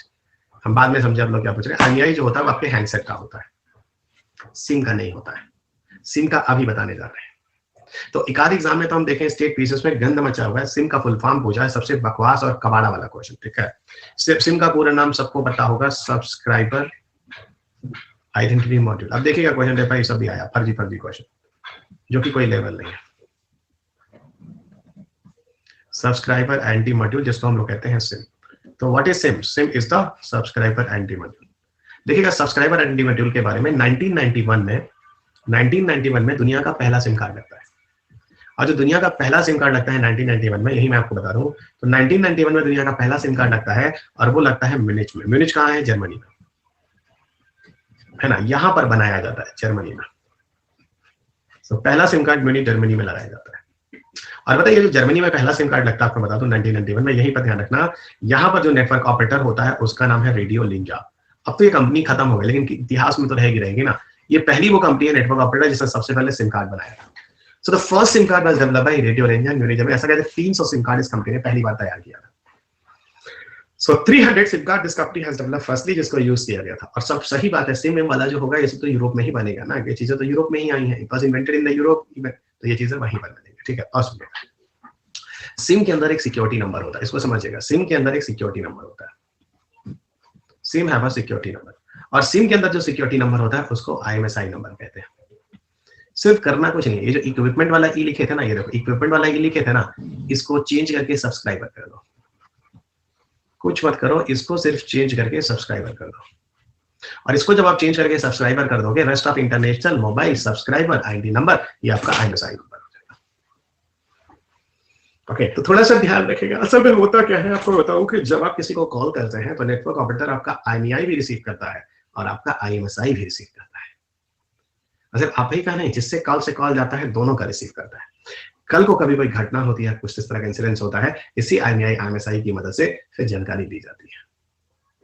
इवन मैं आपको बताऊं कि आप जहां जहां रहते हैं पूरे दिन, आपके मोबाइल के नेटवर्क से ये सारा लोकेशन पता लगता है कि आप किस किस गली और किस किस चौबारे से होकर कब कब गुजरे हैं। सोचिए, मोबाइल आज ऐसी चीज है जो आपको हर जगह आइडेंटिफाई करने में मदद करेगी। ठीक है, फोन हैक वैक में तो बहुत सारी चीजें हैं, पैकेजेस और बहुत सारे सॉफ्टवेयर हैं, है ना? उस पर हम लोग यहाँ पर कोई बात नहीं करने वाले हैं। ठीक है, चश्मा लगाने से और सर भारी भारी हो रहा है और नींद आ रहा है, तो हम थोड़ा हटा दिए। ठीक है, चलेगा, नींद नहीं आना चाहिए भाई। तो बच्चों, मेरे बच्चों, सब ठीक चल रहा है? आपको IMEI वाला और सिम वाला कंसेप्ट समझ में आ गया है? बहुत बढ़िया, बहुत ही बढ़िया, बहुत बढ़िया, बहुत ही बढ़िया। ठीक है, बहुत बहुत बढ़िया, एक्सीलेंट एक्सीलेंट एक्सीलेंट। अब आगे बढ़े प्रभु, एक्सीलेंट। सर, साइबर सिक्योरिटी के ऊपर एक सेशन लगाइए, लीजिए, ले लेंगे ब्लॉकचेन अच्छे हम पढ़ा देंगे, कोई बात नहीं। ब्लॉकचेन पढ़ोगे हमसे, है ना, ब्लॉकचेन हम पढ़ा देंगे, कोई बात नहीं, ब्लॉकचेन, ठीक है। ब्लॉकचेन, बिटकॉइन, ये सब थोड़ा थोड़ा बता देंगे, फिर कैसे काम करता है, बहुत मजेदार टॉपिक है ना, चलेगा। या लाइव सेशन में आगे किसी दिन ब्लॉकचेन और बिटकॉइन आपको समझा देंगे, लाइव सेशन में सामने सामने होकर यूट्यूब पे वीडियोस पे समझा देंगे, बाकी बच्चे भी सुन लेंगे। चलिए, क्रिप्टो बता दूंगा, क्रिप्टो करेंसी क्या होती है, वो जो सारा कंसेप्ट है क्रिप्टो करेंसी का, आई एक्सप्लेन एवरीथिंग, है ना, आई एक्सप्लेन एवरीथिंग। अब सुनिए, इसमें और चीजें हैं, थोड़ा मैं समझाता हूँ, समझिएगा।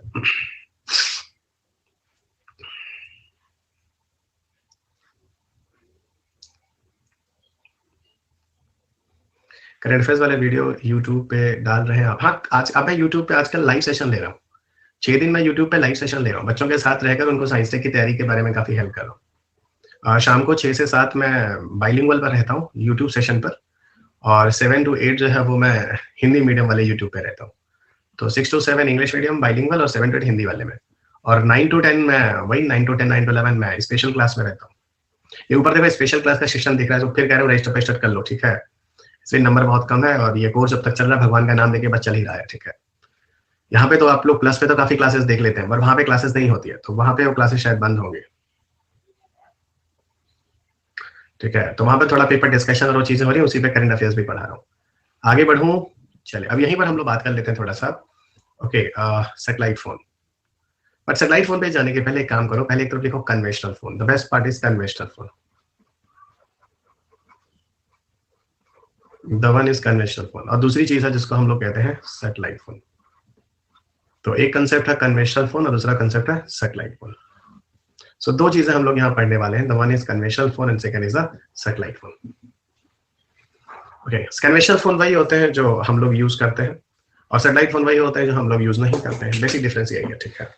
तो satellite phone those people are using, and sorry conventional phone those people are using, and satellite phone those people are not using, ठीक है। बेसिक डिफरेंस ये समझ में आ गया कि हम लोग के हाथ में सैटेलाइट फोन नहीं होता है। सबसे पहले तो यही आपको बता दें, काफी लोगों के दिमाग में क्या पता हम लोग के फोन में सैटेलाइट, हाथ में सैटेलाइट फोन, एकदम फर्जी है आप लोग। हम लोग जनरली कन्वेंशनल फोन यूज करते हैं, पहला कंसेप्ट। अब दूसरी बात हो गई कि सर जो कन्वेंशनल फोन होता है, ठीक है, वो कैसे काम करता है? देखो कन्वेंशनल फोन जो होता है वो काम करता है टावर टू टावर, पहले क्लियर कर लो। Conventional phone it works from tower to tower, लिख लेते हैं, लिखा देता हूं, it works from tower to tower, it works from tower, या टावर से टावर काम करता है, it works from tower to tower. So conventional phone tower to tower काम करता है, so conventional phone works from tower to tower. पर satellite phone में ऐसा नहीं है। सैटेलाइट फोन कैसे काम करता है? सैटेलाइट फोन वर्क्स, यहां पे क्या होता है, here signal will go to satellite, here signal will go to satellite. तो सबसे पहले सिग्नल जो होता है वो सैटेलाइट पे जाता है, and then come back to earth, and then come back to earth. तो पहले सिग्नल सैटेलाइट तक जाता है, फिर वहां से जमीन पर आता है। तो डेफिनेटली आपको एक चीज समझ में आती होगी कि जब सैटेलाइट्स सिग्नल जो है सैटेलाइट तक जाएगा, वहां से लौट कर आएगा, तो काफी दूर तक सिग्नल को जाने आने में काफी समय लगेगा। इसका मतलब यहाँ पर एक लिमिटेशंस भी आपको बताऊं जो देखने को मिलता है, कॉल डिले। यहाँ पर एक लिमिटेशन होता है कॉल डिले। तो यहाँ मैं आपको बोलता हूँ यहाँ पर एक दिक्कत क्या है, अच्छा सैटेलाइट फोन, अच्छा एक मिनट जो है ना, पहले बात बता दो, कन्वेंशनल फोन उन एरिया पे काम नहीं करेगा जहाँ पे सैटेलाइट फोन काम करे। जैसे मैंने कहा कि सैटेलाइट तो हर जगह पे है, पूरी दुनिया में ऊपर ऊपर सैटेलाइट है। अगर हम सैटेलाइट से सीधे सर्विसेज दे दें तो आप कहीं भी रहें, जहां पर टावर हो या ना हो, कोई फर्क नहीं। जैसे मान लीजिए हिमालय पे चले जाइए, अमेज़न फॉरेस्ट पे चले जाइए ना, हिमालय पे चले जाइए, अमेज़न फॉरेस्ट पे चले जाइए, अमेज़न फॉरेस्ट पे, यहाँ कोई टावर लगाएगा है? सहारा डेजर्ट, यहाँ कोई टावर लगाएगा है ना? इन एरिया में टावर वन नहीं, इन सब एरिया में, इन सब आप समझिए किस तरह की लिए बात कर रहा हूँ, इन सब एरिया पे you can access and you people can talk to anyone. Himalaya, Amazon forest, Sahara desert, ये सारी की सारी जगह, एरोप्लेन और ओशन भी ले लो यार, तुम लोग सैटेलाइट फोन से बात करो। लेकिन कन्वेंशनल फोन नॉट वर्क, क्योंकि इन सब एरिया में टावर नहीं होते हैं, तो कन्वेंशनल फोन यहाँ काम नहीं करेंगे। और सैटेलाइट फोन के साथ कोई दिक्कत नहीं, सैटेलाइट फोन काम करेंगे। तो कन्वेंशनल फोन यहाँ पे काम नहीं करेंगे, बस सैटेलाइट फोन यहाँ पे काम करेंगे, ये पीपल रिमेंबर।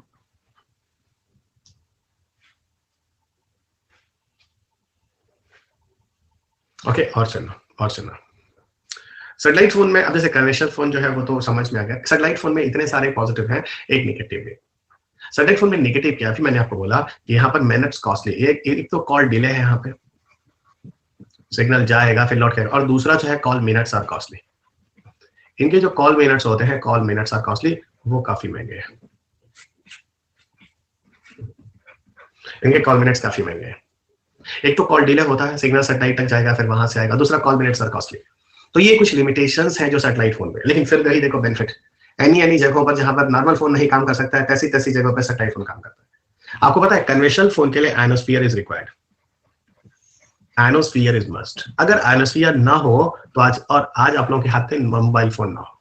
और ये क्वेश्चन यूपीएससी में 2012 के 2003 में भी पूछा गया है, हवा ही नहीं लगा था काफी लोगों को। यहाँ पर एनोस्फीयर की जरूरत होती है, और यहाँ पर एनोस्फीयर की कोई जरूरत नहीं है, no need of ionosphere in this area. Okay, ionosphere तो पास में होता है ना, troposphere, stratosphere, mesosphere, thermosphere, ionosphere. और सैटेलाइट तो आइनोस्फीयर के भी ऊपर होता है ना, नहीं बस सैटेलाइट तो आइनोस्फीयर के ऊपर भी होता है ना, तो थोड़ा ध्यान रखिएगा, ठीक है। तो सैटेलाइट बहुत ज्यादा हाइट नहीं, सैटेलाइट आइनोस्फीयर के भी ऊपर होता है। ओके, ये बताओ कन्वेंशन फोन और सैटेलाइट फोन क्लियर है बच्चों, एवरीबॉडी क्लियर?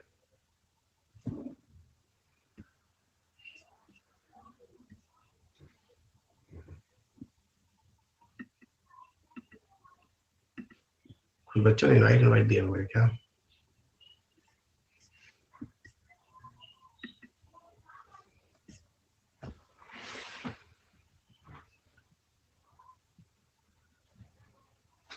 तुम लोग हमको 2 मिनट ब्रेक दे सकते हो? थोड़ा मैं पानी पी लूं। 2 मिनट दे दो यार, थोड़ा मैं पानी पी लूं, 1 मिनट।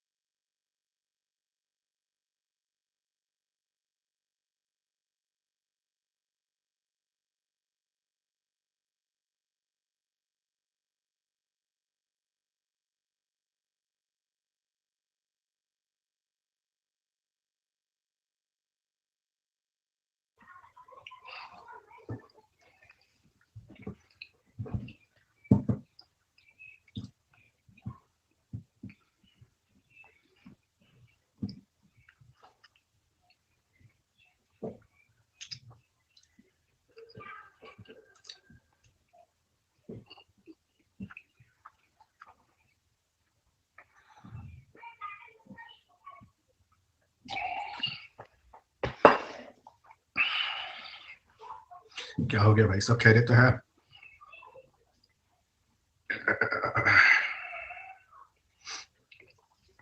असल में एक्सेक्शन इतना ज्यादा हो जाता है कभी कभी। अब बच्चा क्या आंसर है, एक बार फिर से डाल देना, एक बार फिर से आंसर डाल देना, क्या क्वेरीज था?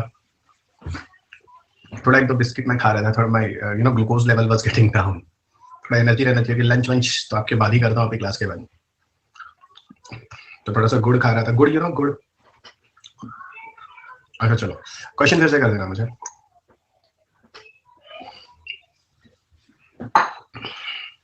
हाँ जैगरी एग्जैक्टली। सो घर का गुड़ बड़ा अच्छा होता है, ठीक है। भेली, हाँ भेली भी कहते हैं इसको, मेरे साइड तो भेली बोलते हैं। सिद्धेश्वर, अच्छा हाँ, थोड़ा क्लासेस है ऑनलाइन। पता है एक चीज और होती है, ऑनलाइन में बैठे बैठे और ज्यादा मतलब मीठा होने से थोड़ा एनर्जी बढ़ जाता है। Thank you.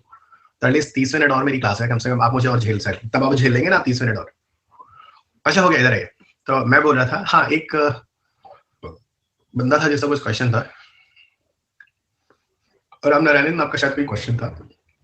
ओके, तो हम ये बात कर रहे थे लास्ट, यहाँ पे आयनोस्फीयर जो होता है, ठीक है, उसकी जरूरत होती है। अगर आयनोस्फीयर नहीं होता हमारे एटमॉस्फेयर में, तो आज हम लोग के पास मोबाइल फोन नहीं होता। सैटेलाइट फोन में आयनोस्फीयर का कोई लेना देना नहीं है, ठीक है। यहाँ पर आयनोस्फीयर का कोई भी लेना देना नहीं है, ये पेपर रिमेंबर, ठीक है। आइए और आगे बढ़ते हैं। Please help me with this doubt, क्या है?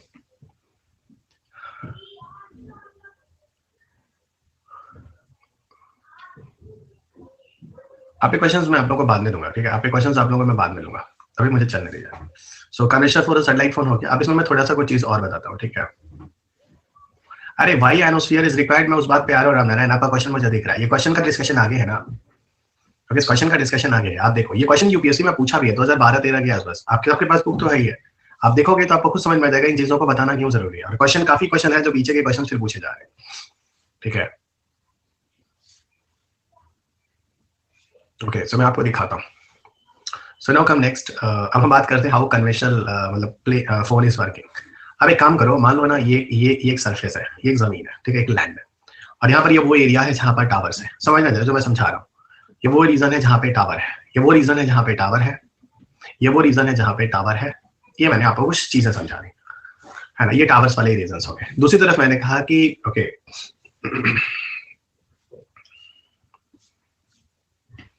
दूसरी तरफ मैंने कहा कि ये जो एरिया है, ये जो है, ये ऊपर आयनोस्फीयर है। पता है आयनोस्फीयर को आयनोस्फीयर क्यों कहते हैं? Why this ionosphere is called ionosphere? उसके पीछे लॉजिक है। Why this ionosphere is called ionosphere, उसके पीछे लॉजिक है। क्या लॉजिक है मैं आपको बताता हूँ। एक्चुअली जैसे जैसे आप ऊपर जाते हैं, एक्जैक्टली प्रेजेंस ऑफ आयंस होते हैं, जैसे आप ऊपर जाते हैं तो आयनोस्फीयर एक ऐसी जगह होती है जहाँ टेम्परेचर बहुत ज्यादा हो जाता है। और जब बहुत ज्यादा हो जाता है तो उस एरिया में कोई भी गैसेस या एलिमेंट्स होते हैं तो आयनाइज हो जाते हैं, हिंदी में कहते हैं आयनीकृत हो जाते हैं। तो जो आयोनाइज हो जाते हैं गैसेस या एलिमेंट्स, उन्हीं एरियाज को हम आयनोस्फीयर बोलते हैं। तो आयोनाइज होकर क्या हो जाएंगे? Plus minus plus plus minus minus plus plus minus minus plus plus minus, इस तरह से करके पूरा का पूरा आयन और चार्जेस आ जाते हैं, है ना। आयन और चार्जेस होते हैं, वहां पे पूरा का पूरा आयन और चार्जेस होते हैं ना, आयन और चार्जेस। ये पूरा आपका आयनोस्फीयर का जोन हो गया। तो what is it? This is the ionosphere. So what is it? This is the ionosphere. ये पूरा आयन और चार्जेस होते हैं, पूरा एक आयन और चार्जेस है जो वहां पर लगे हुए हैं, ठीक है। अब मान लो ये इंडिया का एरिया है, मान लो ये इंडिया का एरिया और हर जगह आपको टावर टावर दिख रहा है। मान लो ये हिमालय हो गया, मान लो दिस इज द हिमालय, 1% ये हिमालय हो गया, और ये मैंने यहाँ पर चाइना कर दिया। फिर मान लीजिए ओशन हो गया, और फिर मैंने कहा देखो ये जापान है। फिर मैंने कहा देखो ये ओशन है, और मैंने ये बोला यूएसए है। इधर ओशन और फिर ये इंडिया हो गया, ठीक है। पृथ्वी गोल है, इस तरह मान लो। मेरा सिर्फ आपसे एक क्वेश्चन, अच्छा सैटेलाइट्स होते हैं वो कहाँ होते हैं? सैटेलाइट्स होते हैं वो यहाँ होते हैं। एवं माइनस पिक्चर को समझने की कोशिश कीजिएगा, आप चीजों को समझ जाएंगे। सब कुछ जो मैं थियरी बोल रहा था, सब कुछ एक कंसेप्ट की तरह मैंने समझाने की कोशिश की है। एरोप्लेन कहाँ उड़ता है इस चीज के बारे में अब ऐसा ना करो दोस्त, है ना, आप इस चीज को जानते हो, ठीक है। अब सुनील के क्वेश्चन का आंसर आप ऐसे कितने स्टूडेंट ऐसे हैं जो मुझे दे सकते हैं? How many of you people can give me the answer जो सुनील मुझसे पूछ रहे हैं? कितने बच्चे ऐसे हैं जो सुनील का आंसर दे सकते हैं? ओके, आप ऐसे कितने बच्चे ऐसे हैं जो मुझे इसका आंसर दे सकते हैं?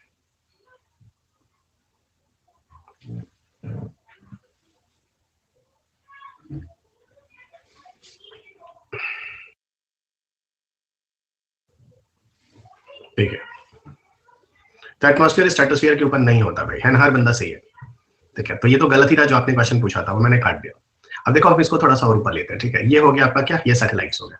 तो डेफिनेटली सैटेलाइट्स की हाथ और ज्यादा होती है। अब जैसे कम्युनिकेशन इन्फॉर्मेशन का तो आप लोग जानते हो तो 36,000 पे जाएगा, ओके, सारे बच्चे सही हैं, ठीक है। थोड़ा कंसिया तो आपके पीछे कि मैंने क्लास पढ़ी नहीं है इसलिए आप ऐसा बोल रहे हैं। काफी क्लासेस खत्म हो गई है, ठीक है। आपका सैटरडे तक आधा साइंस टेक पूरा हो रहा है, उसके बाद आधा साइंस टेक और बचता है, ठीक है। जो बड़े चैप्टर होते हैं साइंस टेक में वो 5 होते हैं, okay.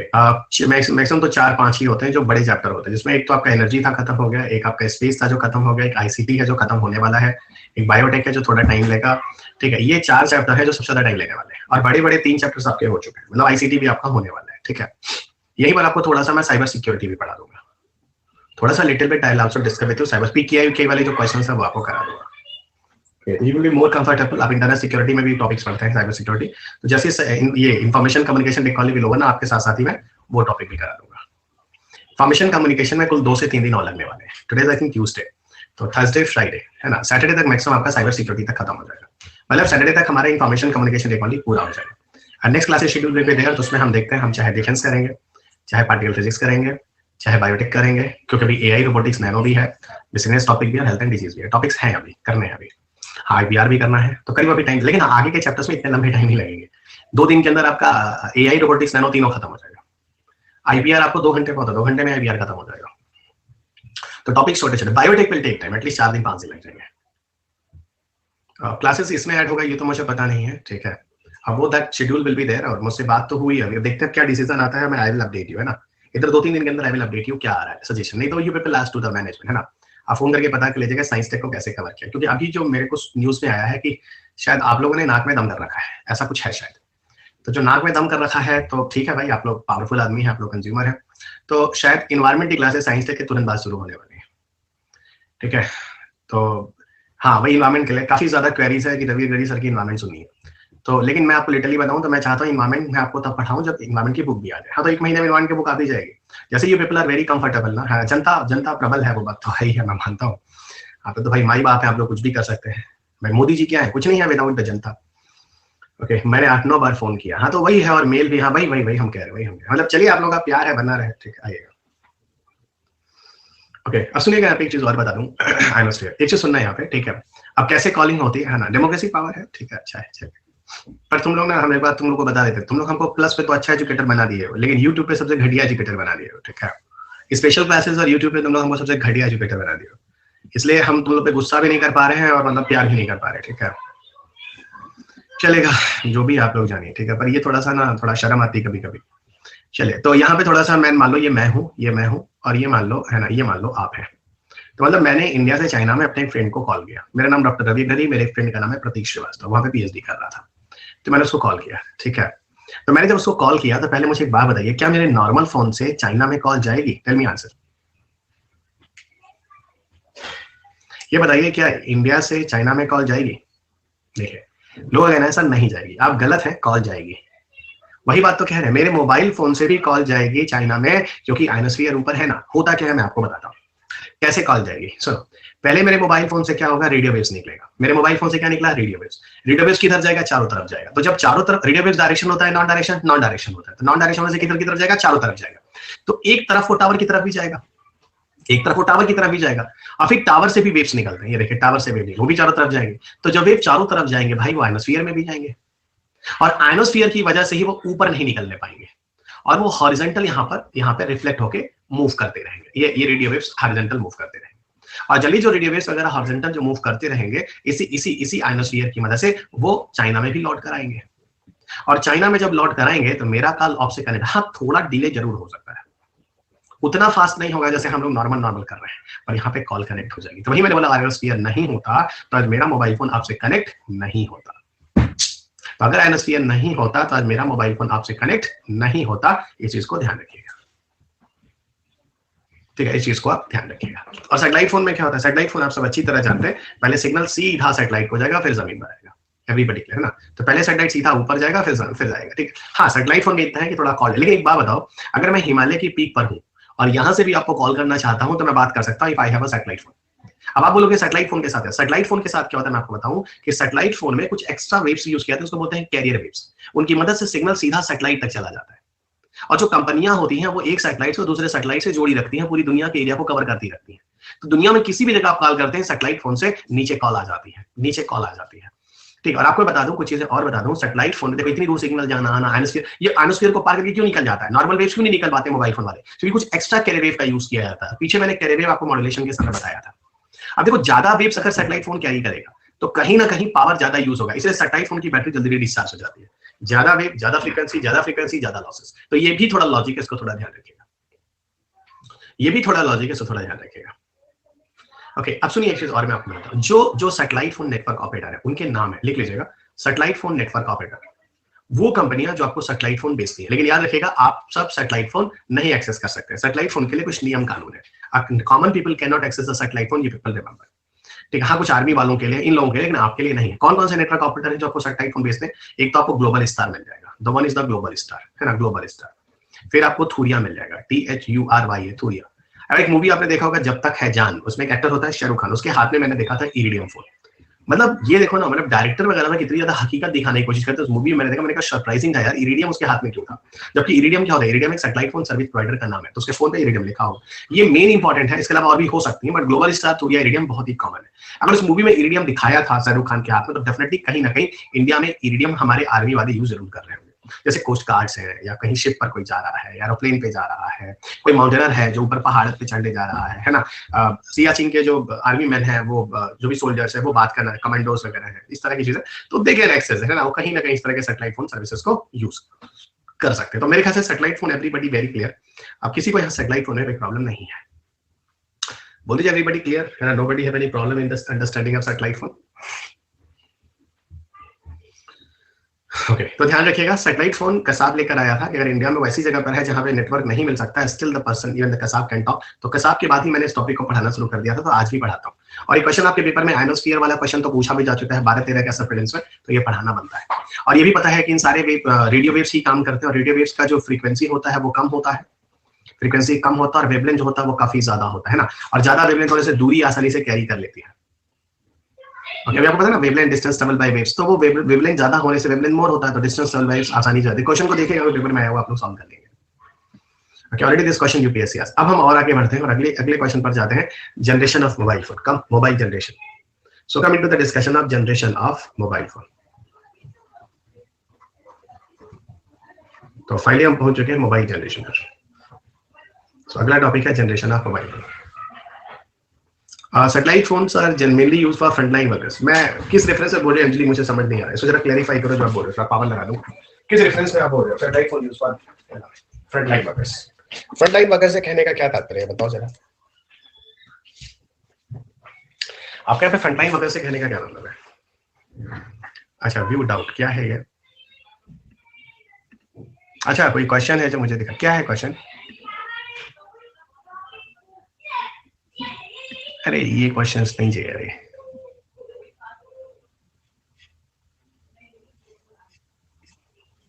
Why only ionosphere is required का लॉजिक है? आयनोस्फीयर में तो वो है ना जो मतलब आयंस और चार्जेस होते हैं, कहीं ना कहीं उनसे वेव्स वगैरह पार नहीं आने पाते हैं, ठीक है, तो उसी से रह के नीचे रहते हैं। अच्छा, डिफरेंस आधी परसेंट, हाँ ठीक है। सैटेलाइट फोन को इंटरसेप्ट कर पाना है, आसान है। इवन जब कसाब इंडिया में आया था उस समय शुरुआत में तो हमें चीजें नहीं पता चला कसाब किससे बात कर रहा है, लेकिन आफ्टर 2-3 डेज वो सारी चीजें ट्रेस हुई थी, कहाँ कहाँ कॉल हुई है, कहाँ कहाँ से बातचीत हुई है, तो lot of the information people have access later on. शुरुआत में थोड़ी दिक्कत हुई थी। तो चलिए अब जनरेशन ऑफ मोबाइल फोन पर बात करते हैं।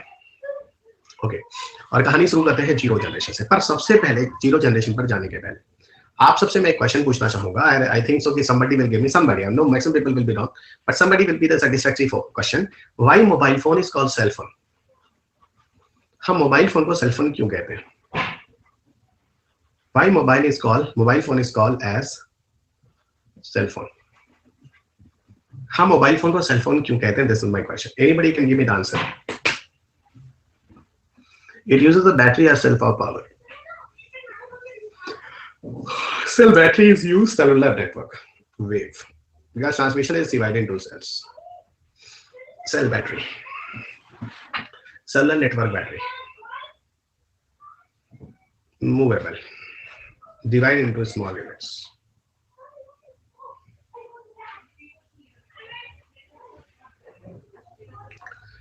So finally यही निष्कर्ष निकल के आ रहा है कि आप लोग गलत हैं। कुछ लोग यहाँ पे सही हैं कि उन्होंने सेलुलर टाइप का टर्म यूज किया था, नेटवर्क टाइप की टर्म को यूज करके समझाने की कोशिश की थी। So कुछ लोग यहाँ पर सही है.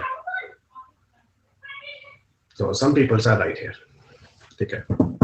Some people are right here. देखो हम क्यों इसको सेलफोन कहते हैं मैं आपको बता रहा हूँ, जरा समझिएगा. ठीक है.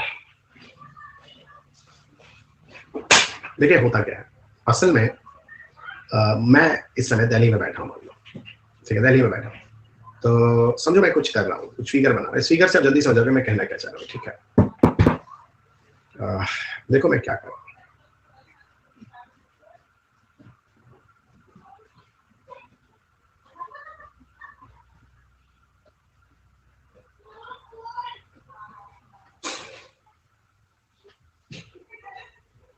अच्छा, हनी कॉम तक पहुंच गए. चलो आंसर क्यों नहीं सही कर दिया था. हनी कॉम तक पहुंच गए. मैं देखो कुछ समझाने की कोशिश कर रहा हूँ. मान लो ये एक ये पूरा का पूरा जो एरिया है ना, ये जो पूरा का पूरा एरिया है, ये पूरा का पूरा जो एरिया है ना, ये मान लो दिल्ली है. ये पूरा दिल्ली है. क्या ये पूरा दिल्ली है. ठीक है. ये मान लो, मैं समझाने के लिए सर, ये एक टावर है. मान लो टावर तो एज पर होते हैं, लेकिन मान लो ये सेंटर में एक टावर है. ये मान लो एक टावर है. फिर मैं कह रहा हूँ टावर जो होते हैं वो एज पे होते हैं, 1 2 3 4 यहाँ कॉर्नर. लेकिन मान लो ये टावर है सेंटर में. पता है इस टावर का एक रेंज होता है. ये एक रेंज आपको दिख रहा है. देखो ना, यहाँ देखो, ये देखो, ये ना टावर है. ये इसका ना एक रेंज है. ये देखो इसका एक रेंज है. ये देखो टावर है ना, इसका एक रेंज है. और हम लोग एक्चुअल में ना इसी रेंज के अंदर रहते हैं. मान लो मैं यहाँ हूँ, तुम लोग यहाँ हो, यहाँ हो, यहाँ हो. और इस टावर के रेंज को ना एक सेल बोलते हैं. इस टावर के रेंज को एक और सेल बोलते हैं. इस टावर के रेंज को एक और सेल बोलते हैं. और ये ना इसी सेल से इस सेल के बीच हम लोग बातचीत करते हैं. तो कहीं ना कहीं ये बातचीत करना एक तरह से सेल टू सेल सेलुलर हुआ ना. तो सेलुलर का मतलब क्या है, एक टावर के रेंज से किसी दूसरे टावर के रेंज में है ना, जो हम बातचीत करते हैं इसकी वजह से सेल टू सेल कनेक्ट होते हैं. इसको सेलुलर बोलते हैं. अब मेरे ख्याल से everybody are very very clear. हम इसको सेलुलर क्यों कहते हैं. सेल एक डेफिनेट एरिया के लिए यूज किया जाता है टावर के रेंज को. वो अलग बात है कि हम यहाँ से यहाँ मूव करते हैं, यहाँ से मूव करते हैं, यहाँ से यहाँ मूव करते हैं, तो बातचीत कर सकते हैं. इसीलिए मोबाइल फोन जो होता है उस टावर की वजह से संभव हो जाता है. आप मूवमेंट करते रहिए, किसी न किसी टावर के रेंज में होते हैं, आप बातचीत कर रहे हैं और काम कर रहे हैं, चल रहे हैं, फिर रहे हैं, तो that is the mobile phone also. Okay, तो मेरे ख्याल से आप समझ चुके हैं what is the concept of cell phone. तो सेल फोन में आई डोंट थिंक सो किसी को कोई प्रॉब्लम है. What is a cell phone. Okay, so what is the concept of cell phone, everybody clear. ठीक है. अब आइए हम स्टार्ट करते हैं मोबाइल जनरेशन जो हम बात कर रहे हैं. तो सबसे पहले तो मैं ये हटा दूं क्योंकि मुझे जगह चाहिए. ठीक है. और जगह चाहिए तो ये पूरा जनरेशन ऑफ मोबाइल फोन, इसको क्या फिगर बनाओगे. तो सर छोड़ दीजिए, हम बाद में, हम कुछ नहीं छोड़ेंगे ना, इसको तो हम डिलीट करते हैं. तो हम सिर्फ एक जनरल क्वेश्चन पूछे थे जो कि एक बेसिक क्वेश्चन है, जो आप में से काफी बच्चों को ये चीज नहीं पता होती है. अब मुझे पता है चीज नहीं पता होती है तो मैं उनसे पूछता हूँ, थोड़ा उनके मजे भी ले लेता हूँ और थोड़ा उनका बेसिक कंसेप्ट भी क्लियर कर देता हूँ ताकि उनको लगे कि बहुत हाई फाई पढ़ रहे हैं. जबकि हाई फाई तो पढ़े ही है, क्योंकि हाई फाई यूपीएससी में आता ही नहीं है. तो जब हाई फाई यूपीएससी में आता है तो हाई फाई यूपीएससी के लिए पढ़ी क्यों रहे हैं. और जो आप पढ़ते हो आता नहीं है तो फिर आप पढ़ क्या रहे हैं. प्रॉब्लम यही है. इसलिए हमसे बेसिक पढ़िए और जो आता वही पढ़िए, उस तरह की चीज. अब जनरेशन ऑफ मोबाइल फोन शुरू होता है जीरो जनरेशन से. कहां से शुरू होता है. जीरो जनरेशन से. Zero generation. तो मोबाइल फोन की कहानी शुरू होती है जीरो जनरेशन से. जीरो जनरेशन को दुनिया में रेडियो फोन या टैक्सी फोन के नाम से जाना जाता है. जीरो जनरेशन को दुनिया में रेडियो फोन या टैक्सी फोन के नाम से जाना जाता है. पहले तो तुम लोग इसका नाम सुनो.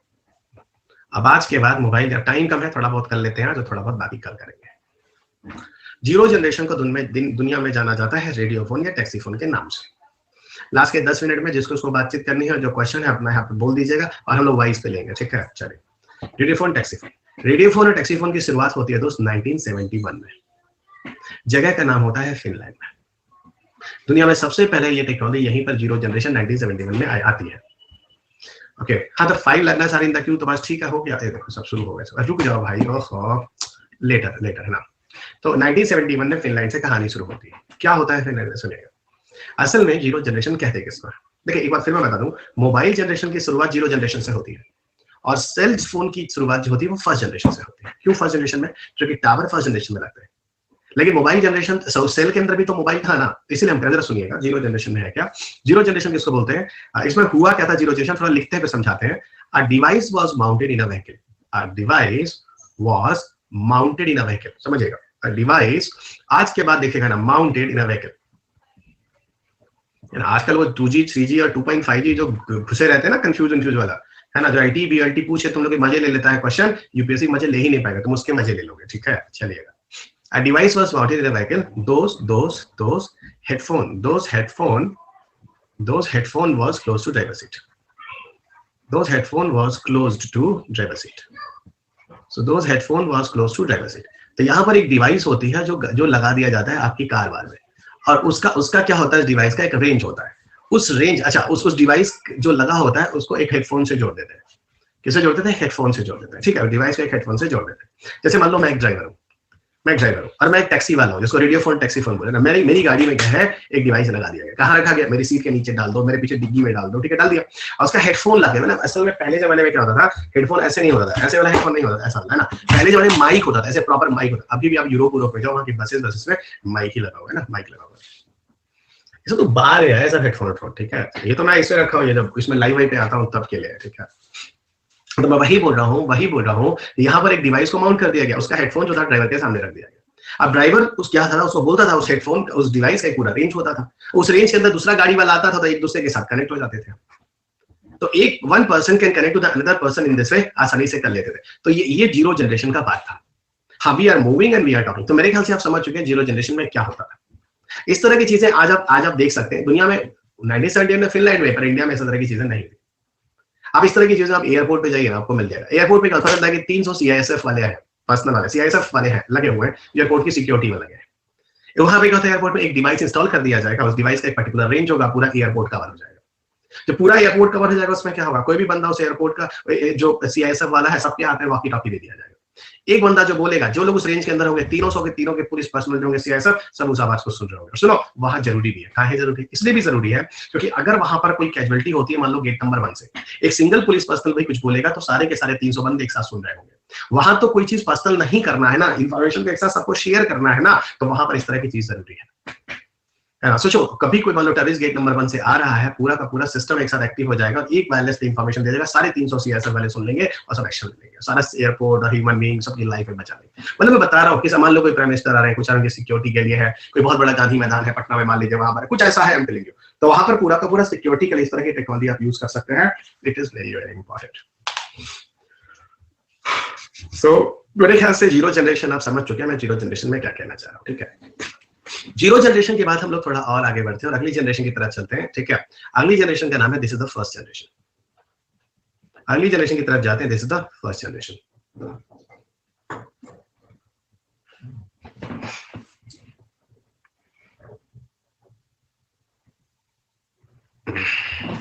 First generation. So this is the first generation. First generation में क्या देखिए, फर्स्ट जनरेशन में एक्चुअल में हम लोग क्या कहते हैं, फर्स्ट जनरेशन को हम लोग TDMA के नाम से जानते हैं. तो first generation is called as a TDMA. TDMA को हम कहते हैं time division multiple access. TDMA को हम लोग कहते हैं time division multiple access. So TDMA is called as a time division multiple access. अब यहाँ से हम लोग कल करेंगे क्योंकि अब थोड़ा टेक्निकल पार्ट स्टार्ट हो गया.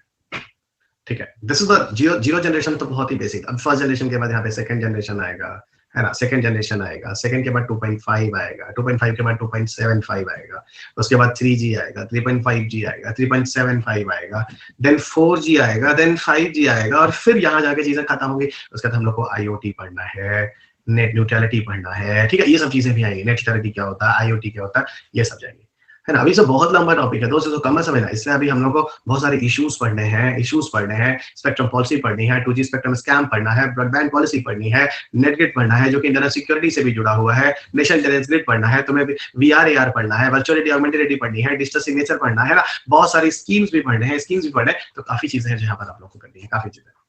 और एक चीज और है, एनर्जी में भी एक टॉपिक था जो छूट गया है, मुझे भी ध्यान आ रहा है. एनर्जी में भी हम लोगों ने मिनिस्ट्री और स्कीम वाला पार्ट नहीं किया है.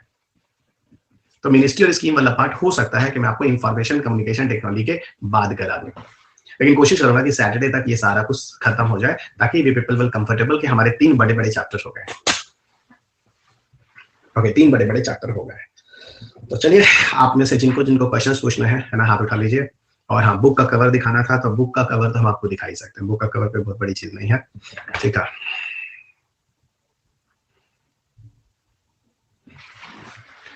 हे प्रभु. सो हाथ उठा लीजिए भाई जिनके इनको क्या क्वेश्चन। 22 इनरोलमेंट हुए हैं आज बस। अच्छा यही है रवि अग्रवाल सर, हम देख रहे थे कि कितने इनरोलमेंट हुए हैं तो बस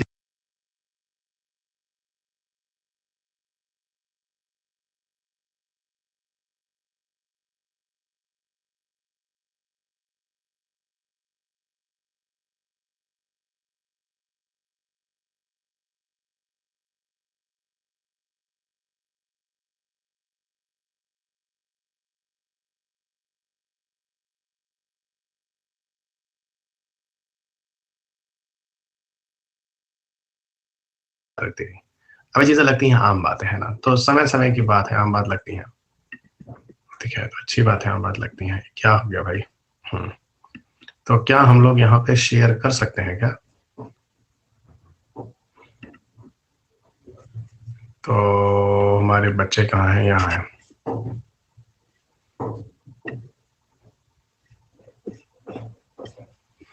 हम आप लोगों की बात सुनते हैं, है ना? तो यहाँ पे हम लोग ऐड नहीं कर सकते हैं मेरे ख्याल से, है ना? ओके ओके ओके, तो हम यहाँ शेयर नहीं कर सकते हैं, शायद अपलोड इसमें नहीं होता होगा, कुछ ऐसा है। चलिएगा ठीक है।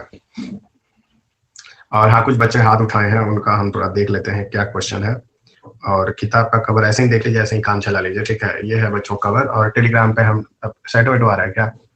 टेलीग्राम पे वैसे हम डाले हुए हैं, और टेलीग्राम से देख लीजिएगा, ठीक है। ये है कवर, यहाँ एक छोटा सा नाम लिखा है डॉक्टर रवि अग्रवाल। छोटा अध्यापक है तो छोटा नाम होगा, ठीक है। ये रवि अग्रवाल है, और मैग्रा हिल का लोगो लगा है, और ये सेकंड एडिशन अपडेटेड आ रही है मेंस का, क्योंकि पेपर होने के बाद ही आता है, तो मेंस हो गया है, तो इसके लिए आप सबको भी धन्यवाद, ठीक है।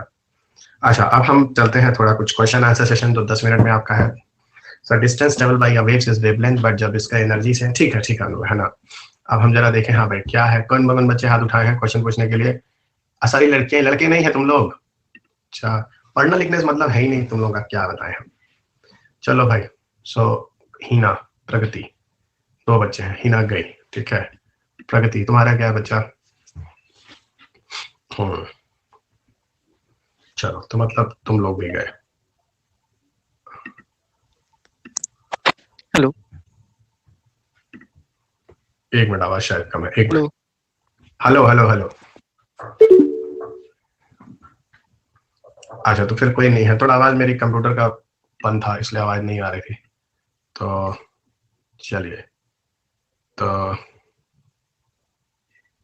Sir distance travel by a wave is wavelength, but जब उसको एनर्जी से कोरिलेट करते हैं तो उसका इनवर्स रिलेशन आता है। उसको कैसे फिजिकली एक्सप्लेन करेंगे आप अपनी अंडरस्टैंडिंग में? एक ले लो तुम कछुआ, डॉक्टर, दूसरा ले लो रैबिट, तो फिजिकल एग्जांपल जो समझ में आ जाएगा।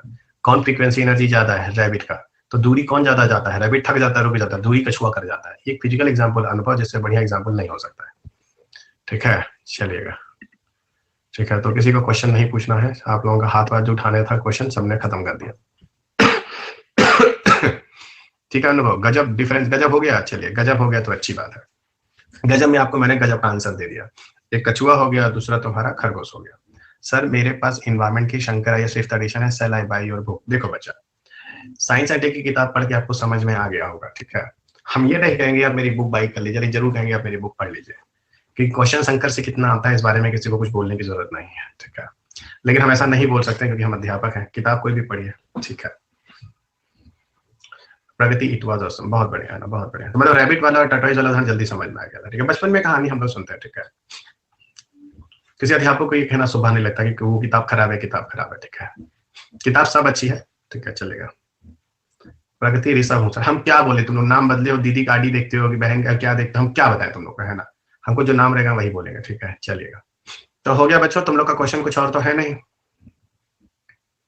ठीक है। तुम लोग का क्वेश्चन तो है नहीं, चलेगा ना।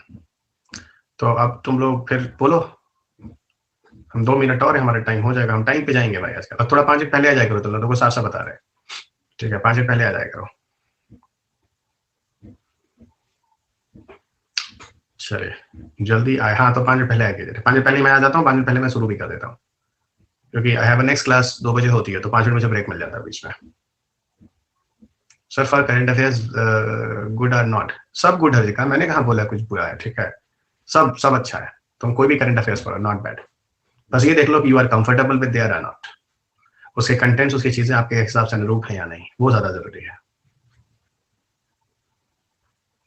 ओके तो ये चीज आपको देखना पड़ेगा कि वो चीज आपके हिसाब से अनुरूप है या नहीं, दैट इज मोस्ट इंपॉर्टेंट।